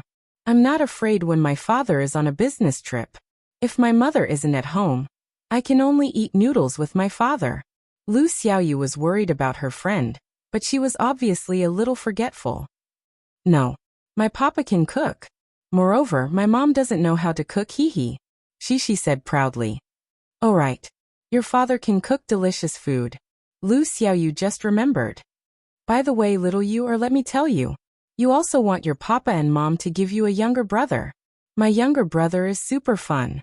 Shishi said excitedly. I remember your younger brother is so young. Lu Xiaoyu said. Yes, yesterday my papa gave us a bath. When I saw my younger brother bathing, it was so fun. He was splashing the water, and then he didn't even know how to wipe his face. His eyes were just like that. Hee, I was going to die of laughter. Cici winked at Lu Xiaoyu, then pulled Lu Xiaoyu's arm and laughed so hard that she stuck to her. However, only Shishi liked her younger brother.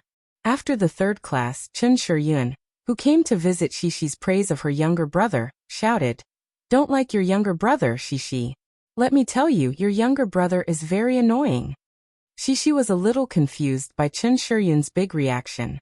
She blinked her big eyes in confusion and asked, Why? Because my younger brother is very annoying. Super annoying, Chen Shiyun said. Without waiting for Shishi, Lu Xiaoyu, and Lan Xian to ask, Chen Shiyun bitterly told her miserable experience. My younger brother loves to complain. Yesterday, I took a piece of his candy to eat, and he went to tell my dad. Then my dad beat me up. Now my butt still hurts. Chen Shiyun's younger brother was much older than Tong Tong, and now he could speak. Why did you take your younger brother's candy to eat? Shishi asked puzzledly. However, Lan Xian next to her had a completely different doubt. Why did your dad beat you when you took your younger brother's candy to eat? Your dad can buy another one for your younger brother, can't he? Because my dad said that I bullied my younger brother and was not obedient. Chen Shiyun said angrily. I didn't bully my younger brother. He can't beat me at all, so I don't like to bully him. But he always complained, so I don't like him anymore. I don't like people who complain either. Lu Xiaoyu sighed and nodded. There's more. My younger brother is so cute that he complained. Chen Shiyun seemed to have found an outlet to complain about her younger brother. She didn't even bother to answer Shishi and Lan Xian's questions, and continued to talk about how her younger brother provoked her. Last time, I hid the test paper, and he saw it. The whole class became a small theater for Chen Shiyun to talk about the bloody history of her struggle with her younger brother. Shishi couldn't get a word in, so the young girl could only listen helplessly. However, her eyes blinked, as if she was thinking about something. Long before Murphy's new album was released, many record companies regarded it as a big problem. Even after knowing that Murphy had confirmed the release date of her new album, they all adjusted the release date of their artists. Finally, Mo Fei's new record came out in the eyes of her peers in the industry. Moreover, Still Want to Speak did not let them down. From the first day of the record's release, it showed heaven-defying results. Many physical record stores sold out of stock by 11 o'clock in the morning. They crazily urged the suppliers and distributors to hurry up and ship the album. Of course, the distributors weren't stupid. They knew that Murphy's album should sell well, so they made preparations early. They had prepared several warehouses of the album. After receiving a call to urge them to ship the album, they quickly arranged for it to be sent out. But no one expected that these preparations were far from enough. At noon on the third day, because of the good reputation of Rest for Words, the sales rose rapidly. The stock that was originally intended to be used for a week was sold out. The ordinary version of the album sold the fastest, but in the end, the collector's edition was sold out. It was said that many people bought the ordinary version and liked it after listening to it. The next day, they tirelessly queued up to buy the collector's edition. South China's supply was in urgent need. Central China's supply was in urgent need. Most of the country's supply was in a red light. The Sahara online shopping mall, which used the advantage of the internet and had sufficient reserves and supplies, was still able to maintain the sales promise that as long as the order was placed before 16 o'clock that day, it would be delivered to the door the next day. But the problem was that the album distribution in the Sahara online shopping mall was different from the album distribution in physical record stores. The distributors who signed the album distribution agreement with Phoebe Studio couldn't mobilize the Sahara online shopping mall's supply. If they still couldn't make up for the supply of the album, then this group of customers who couldn't wait might turn to the Sahara online shopping mall. Some people even didn't hesitate to spend more money to buy the single of each song on music websites. This was a big loss. The distributors could only grit their teeth and transfer some of the supplies from remote areas that hadn't been sold out. They would transport them all the way back to supply the eastern region. At the same time, they would contact more record factories to increase production. Of course, these behind-the-scenes games wouldn't be exposed to the public. All they could see was the sold-out music stores. Shishi's two teachers, Li Ruolin and Lu Xianxian, were recommended to buy Murphy's new album by their friends. After listening to it from their friends, Li Ruolin and Lu Xianxian, who liked it very much, decided to buy one for themselves and put it at home so that they could listen to it occasionally. Of course, their liking was different from Zhong Zhenjin's liking. Zhong Zhenjin was in a state of heartbreak, so she resonated emotionally with the songs in this record. Li Ruolin and Lu Xianxian, two single female teachers who weren't troubled by love, liked this record purely because they thought that the songs were very good. Li Ruolin liked to listen to it, while Lu Xianxian, who was lively and liked to sing and dance, wanted to learn how to sing Murphy. However, at noon, Li Ruolin and Lu Xianxian, who happened to not be in the classroom to supervise the children's lunch break, made an appointment to go to the music store to buy the album. Li Ruolin waited for Lu Xuanxuan's last class to end. The two of them chatted and laughed as they drove their electric scooter. First, they leisurely went for lunch. Then, they excitedly rushed to the nearest shopping mall to the school. There was a video store there.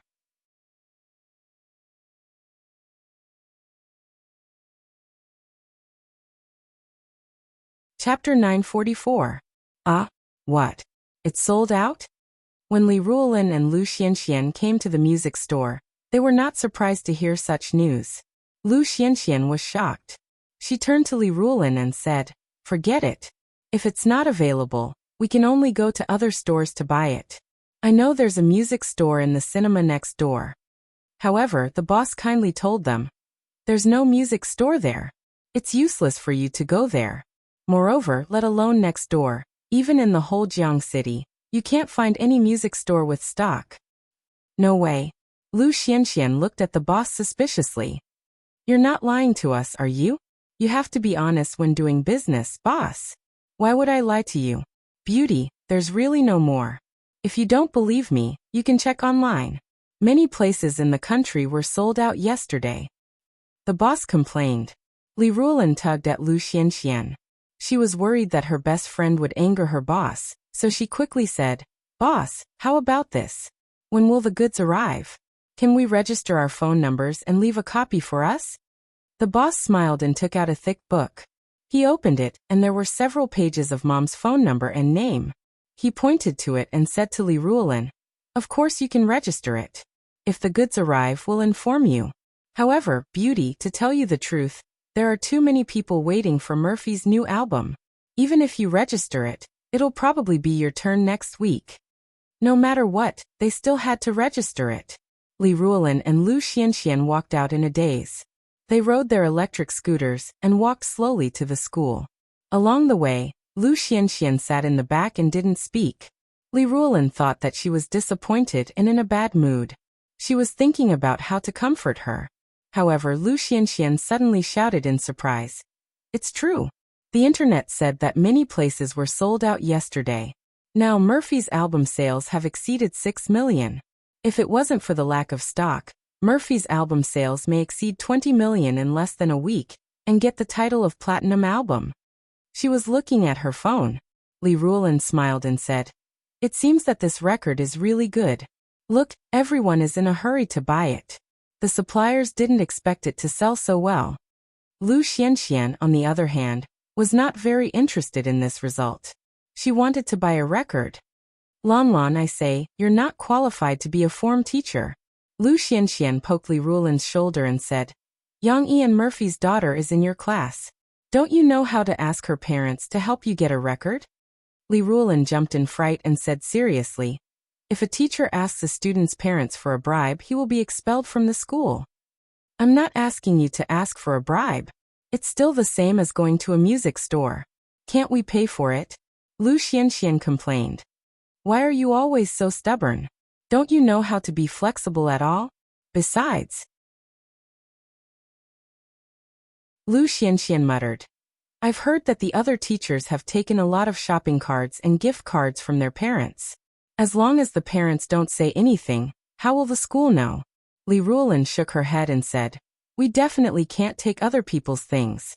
If we do this, we will feel bad. Moreover, we are teachers. How can we set such a wrong example for the students?" All right, I won't talk about you anymore. Let's wait slowly. We'll listen to it next week when we buy the record, okay?" Lu Xianxian sighed. "All right. I'm not saying that we can't. Didn't you just say that we can't buy it from Yangxi's father? How about this? I'll tell him after school this afternoon. If possible, I'll trouble him to buy a record for us." Lee Ruolin smiled and said, "I'm not being stubborn like this, right?" Lee Ruolin was not pedantic. She understood that using money to buy a record from Yang Yi was not considered a bribe. It was just the same as asking an acquaintance to buy a record for her. Lu Xianxian was overjoyed. She reached out and hugged Lee Ruolin's waist. She lifted her hand and grabbed the soft peaks. She chuckled and said, "As expected, you're still the big-breasted Lon Lon that I know. You're still so good to me." "Hey, Lu Xianxian, you female hooligan." Lee Ruolin was so ashamed that she wanted to die. If she wasn't still driving, she would have turned around and slapped Lu Xianxian. At this time, she could only stagger and grab the handlebars. She said angrily, "Let go of me. Don't say that I know you in the future." After the second class in the afternoon, she carried her drawing tools and prepared to go to the drawing interest class. However, she did not go downstairs directly. Instead, she went to the teacher's office for the first grade. It could be said that she was already familiar with the place. As long as it was Monday to Friday, she would come at least once a day. Just like now, she would find the head teacher, Teacher Lee Ruolin, and ask her to sign the card, "I'm a good student." The little girl handed the card to the teacher with an expectant look in her eyes. There were already 3 signatures on the card, and all of them were yes. If the teacher still signed yes today, she would get at least 2 gold coins. If the teacher still signed yes tomorrow, she would get 3 gold coins this week. This was enough to buy a doll.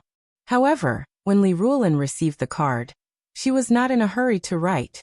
She held a pen and weighed it in her hand. She smiled gently at Shi and said, "Actually, your performance today was very good. Teacher Lu said that you answered the questions very enthusiastically. The physical education teacher also praised you for getting first place in the running test." Shi happily said to the teacher, "Yes, I ran very fast. They couldn't catch up with me." "That's very good." However, during the first class in the afternoon, the teacher saw that you were a little distracted, right? Lee Ruolin said to Shi with a smile. Shi hated turning points the most. Her originally happy expression suddenly drooped. She looked at the teacher with a wronged expression, thinking that the teacher was going to deny her efforts today.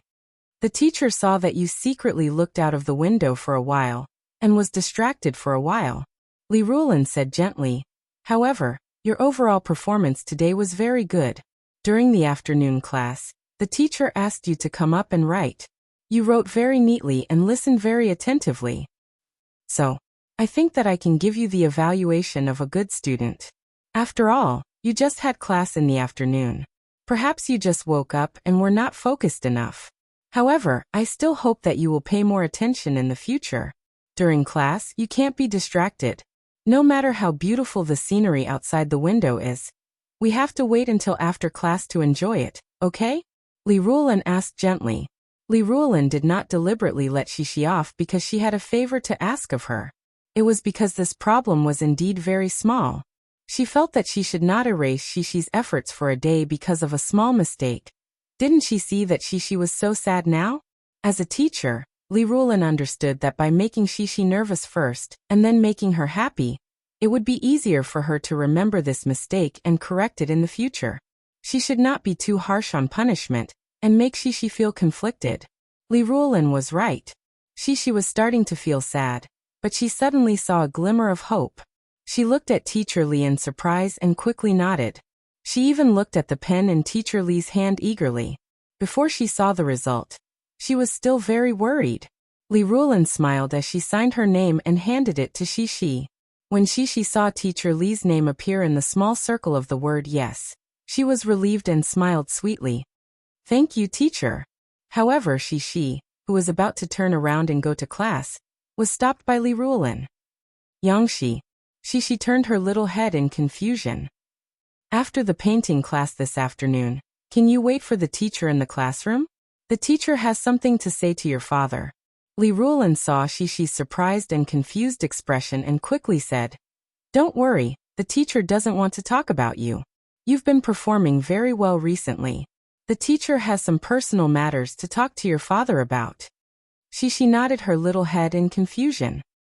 Okay.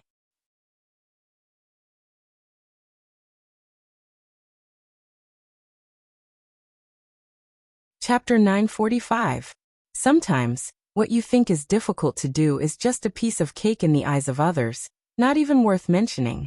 Li Ruolin, who had just met Yang Yi and was about to pack up her things and go home, was a little absent-minded. Previously, her heart had been in a mess. Although she had mustered up the courage to ask Yang Yi for the record, many questions were still buzzing in her mind. What should I say? Will Yang Yi laugh at me and look down on me? If I say that I give him money first, will he refuse? If he insists on giving me the record for free and I argue with him, won't I get into an argument with him? However, everything that had happened just now made these thoughts that gave her a lot of pressure seem ridiculous. Okay, no problem. I'll ask Shishi to bring it to you tomorrow. Yang Yi didn't hesitate at all. He agreed readily and accepted the money she handed over to buy the record. Yes, Yang Yi only said these 3 sentences. She had prepared a lot of explanations and many words that Yang Yi must accept the money, but she could only swallow them back into her stomach. She couldn't figure it out. Forget it. Isn't this the result I want? Li Ruolin shook her head and went to find Lu Xianxian, the female hooligan, to go home with her after school. In fact, Yang Yi didn't care at all. At least when he chatted with Murphy at night, he mentioned it. He smiled and teased Murphy. Shishi's teacher is quite upright. Besides that, Yang Yi really didn't care. Isn't it just a record? In the car, he was almost dizzy from the quarrel between Shishi and Lan Xian. Originally, it was just Shishi talking about her things at school. When Shishi happily told her father that she got the I'm a good student card today and could have 3 more gold coins after collecting enough for tomorrow's share, Lan Xian felt wronged and said that she didn't have enough gold coins and couldn't make ends meet. So Shishi and Lan Xian argued. It's not a little. You have come to our house for dinner many times. Shishi giggled and said, I didn't spend money, so I have a lot of money. But isn't money used to eat? Lan Xian said innocently. That's right. But I think you also made a lot of money, Papa. Don't you think so? Shishi asked her father excitedly. Xian made a lot of money, but in terms of the total amount, Shishi, you made a little more. Yang Yi gave a fair judgment. Look. Lan Xian didn't feel ashamed. Instead, she smiled proudly at Shishi. All right then. Shishi rolled her eyes and decided to change the topic. Papa, I drew today. Do you know what I drew? What is it? Your teacher brought you a new thing? Yang Yi asked with a smile. It's a dog. Shishi giggled. Then the dog liked to run around and was disobedient. Our teacher chased it, But I still drew it. By the way, I can ask Sister Xiaowei to draw her dog. She suddenly thought of something else. Sister Xiaowei has a new dog at home. I haven't seen it yet. I heard that it's very cute. In the evening, Yang Yi arranged for Xi and Tong Tong to take a bath. The two little guys made a lot of noise again. After the bath, Tong Tong felt refreshed and went to bed first. Yang Yi accompanied Xi to read books for a while. He read books before going to bed. Because Murphy was not at home, he didn't have much time to read books with Xi these days. However, Xi remembered her chat with Chen Shiyin today. She told her father about it with interest. After she finished talking about the story and the dialogue between the characters, Xi said to her father worriedly, "Papa, will my brother become like Chen Shiyin's brother when he grows up?"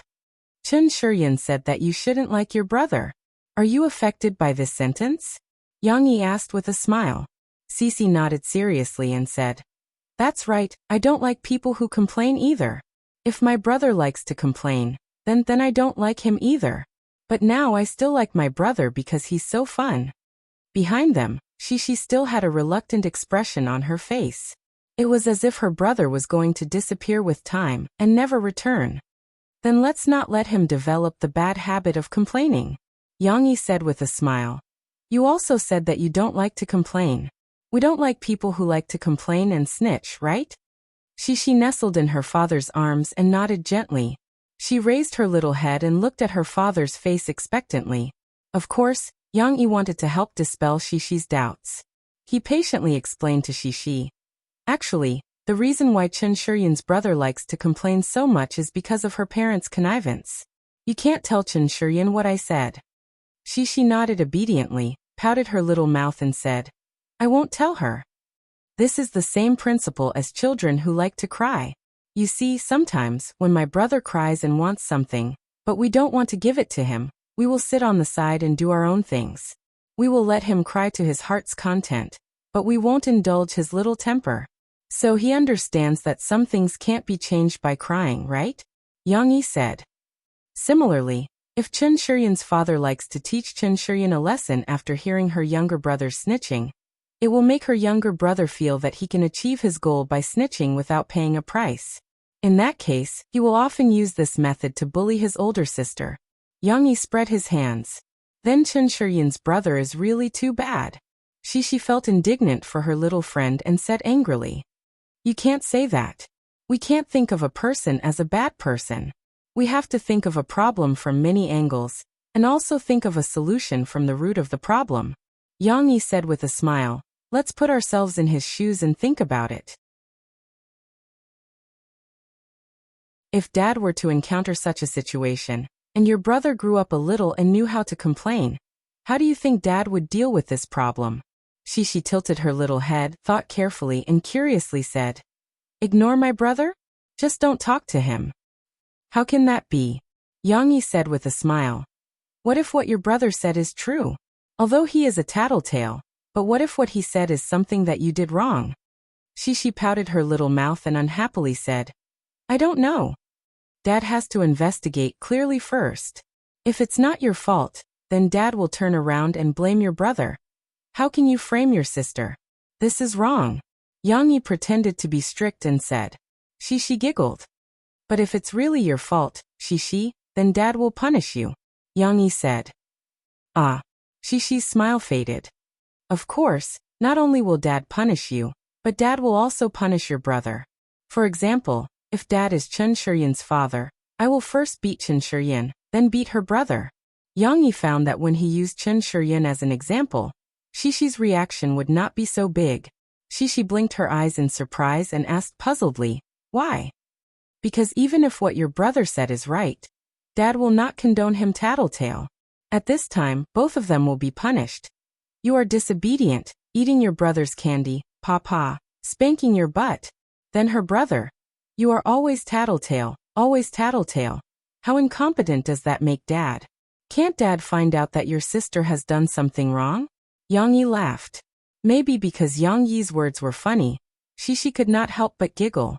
Yang Yi waited for Xi to stop laughing, then said with a smile, Of course, This is only the situation in Chen Shuryan's family. In our family, Dad will not let this happen. When you and your brother were young, Mom and Dad have been teaching you to know how to share, how to help others, how to care for others. We must have a kind heart.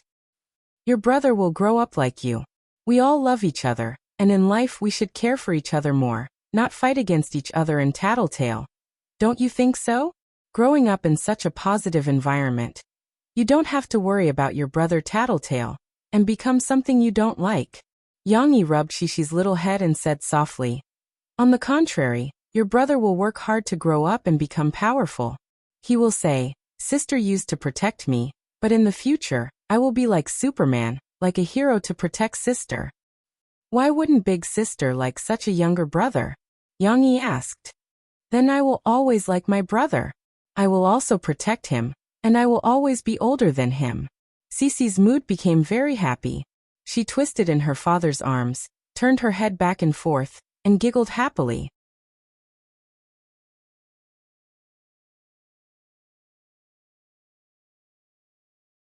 Chapter 946. On Friday morning, Cece, who was wearing thick clothes and had a beautiful scarf tied around her father's neck, threw a tantrum. She refused to carry her small school bag and hugged her father's arm. She shook her father's arm and shouted, I don't want to go to school.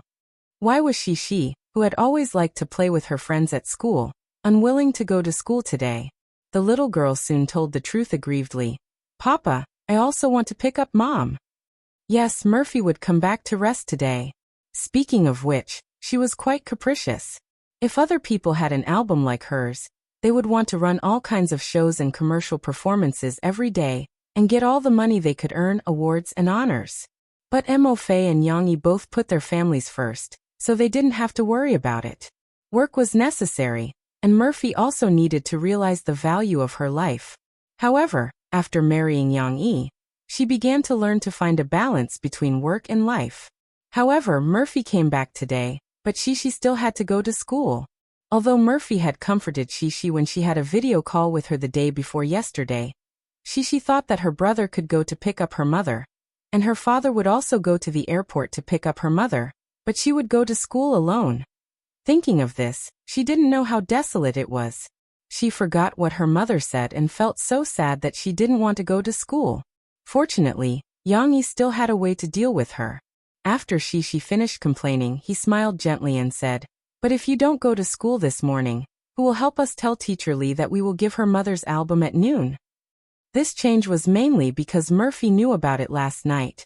She wanted Yang Yi to give Li Ruolin a signed collector's edition album. Yang Yi looked through it and found that there were collector's editions at home, but there was no signed version by Murphy. It just so happened that Murphy was back today. Yang Yi felt that there was no need to rush. He simply waited for Murphy to come back and sign the autograph before asking Shishi to bring it back to her class teacher. Shishi had stopped yelling excitedly just now. The little girl's emotions had stabilized a lot. Now that she heard her father's words, she hesitated.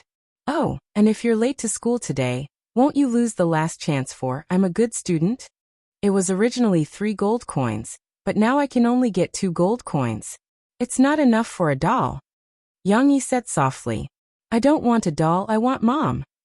The little girl's 2 little hands grabbed her 2 beautiful braids and played with them. She lowered her little head and pouted. However, she didn't sound very confident when she said that. She was obviously a little hesitant. But if you go to school, it's not like we won't be able to see Mom, right? Yang Yi continued to analyze. Dad and Mom will go to school to pick you up for lunch at noon. We'll come back at night and take a plane to Yangcheng together. We'll be in Yangcheng for the entire weekend. There are so many opportunities to be with Mom. Are you still going to fight for a little while? If you don't go to school, Dad, Mom, and the teacher will be sad. Mom and Dad think that you've always been a good child. I'm an obedient child. Cece unwillingly twisted her little butt, her little body swaying as she made sounds of protest. Then let's go to school and follow Dad's plan. We'll see Mom at noon, okay?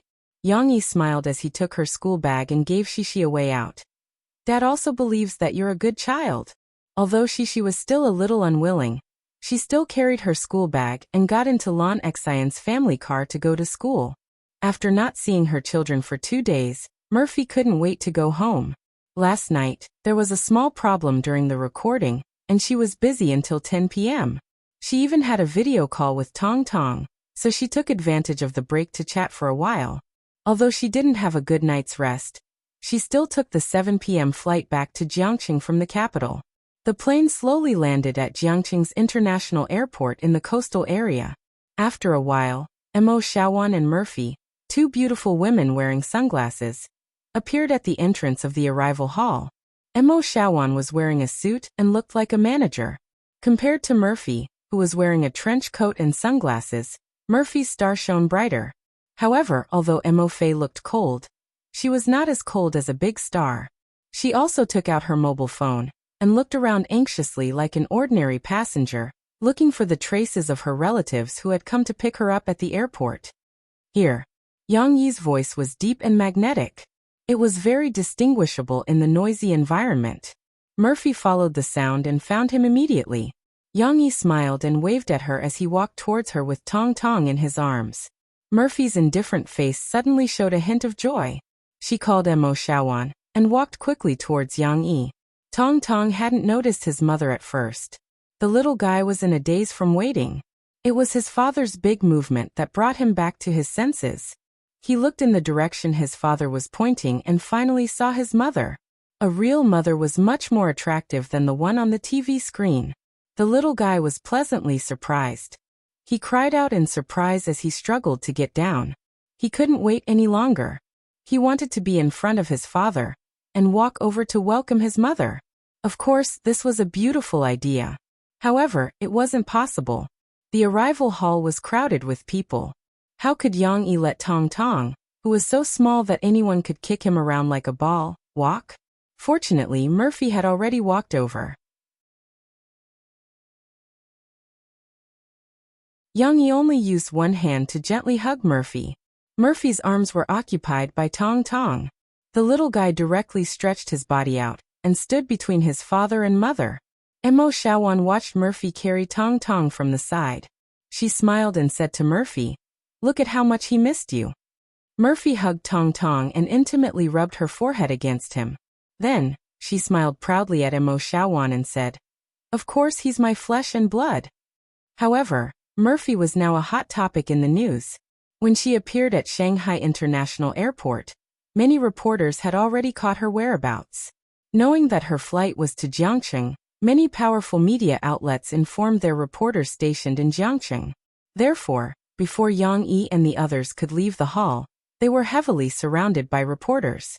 They still had to be interviewed by the reporters. Murphy hugged Tong Tong. She had already prepared a cap for the little guy to prevent him from being photographed and blinded by the cameras. Murphy agreed to answer a few questions from the reporters under the protection of Yang Yi and Mo Xiaowan.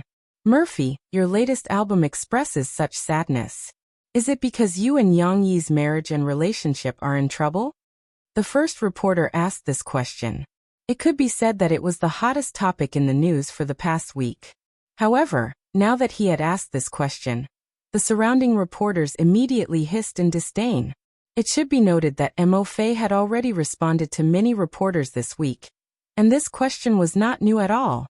However, Murphy still treated them equally and answered seriously. "Actually, when you saw Yang Yi pick me up with the child, you should have a clear answer to this question. Yang Yi and I have always been in a good relationship, and we will continue to be in a good relationship in the future." The second reporter's question was of a high standard, and it was very vicious. "Murphy, I'm sorry. I actually asked this question to Yang Yi first. The content of the songs in this album that you prepared for Murphy, we all believe that you didn't write them for Murphy. After all, your relationship is so good. What I want to ask is, these songs, are you writing them for your former girlfriends?" Former girlfriends, those? These keywords were casually mentioned by him, but anyone could hear the profoundness behind them. Suddenly, all the reporters' eyes and cameras were aimed at Yang Yi. The atmosphere suddenly became subtle. How would Yang Yi answer this question? You're tuning in to the Earbook Haven YouTube channel. Don't forget to subscribe and join us on this journey to catch the most captivating stories.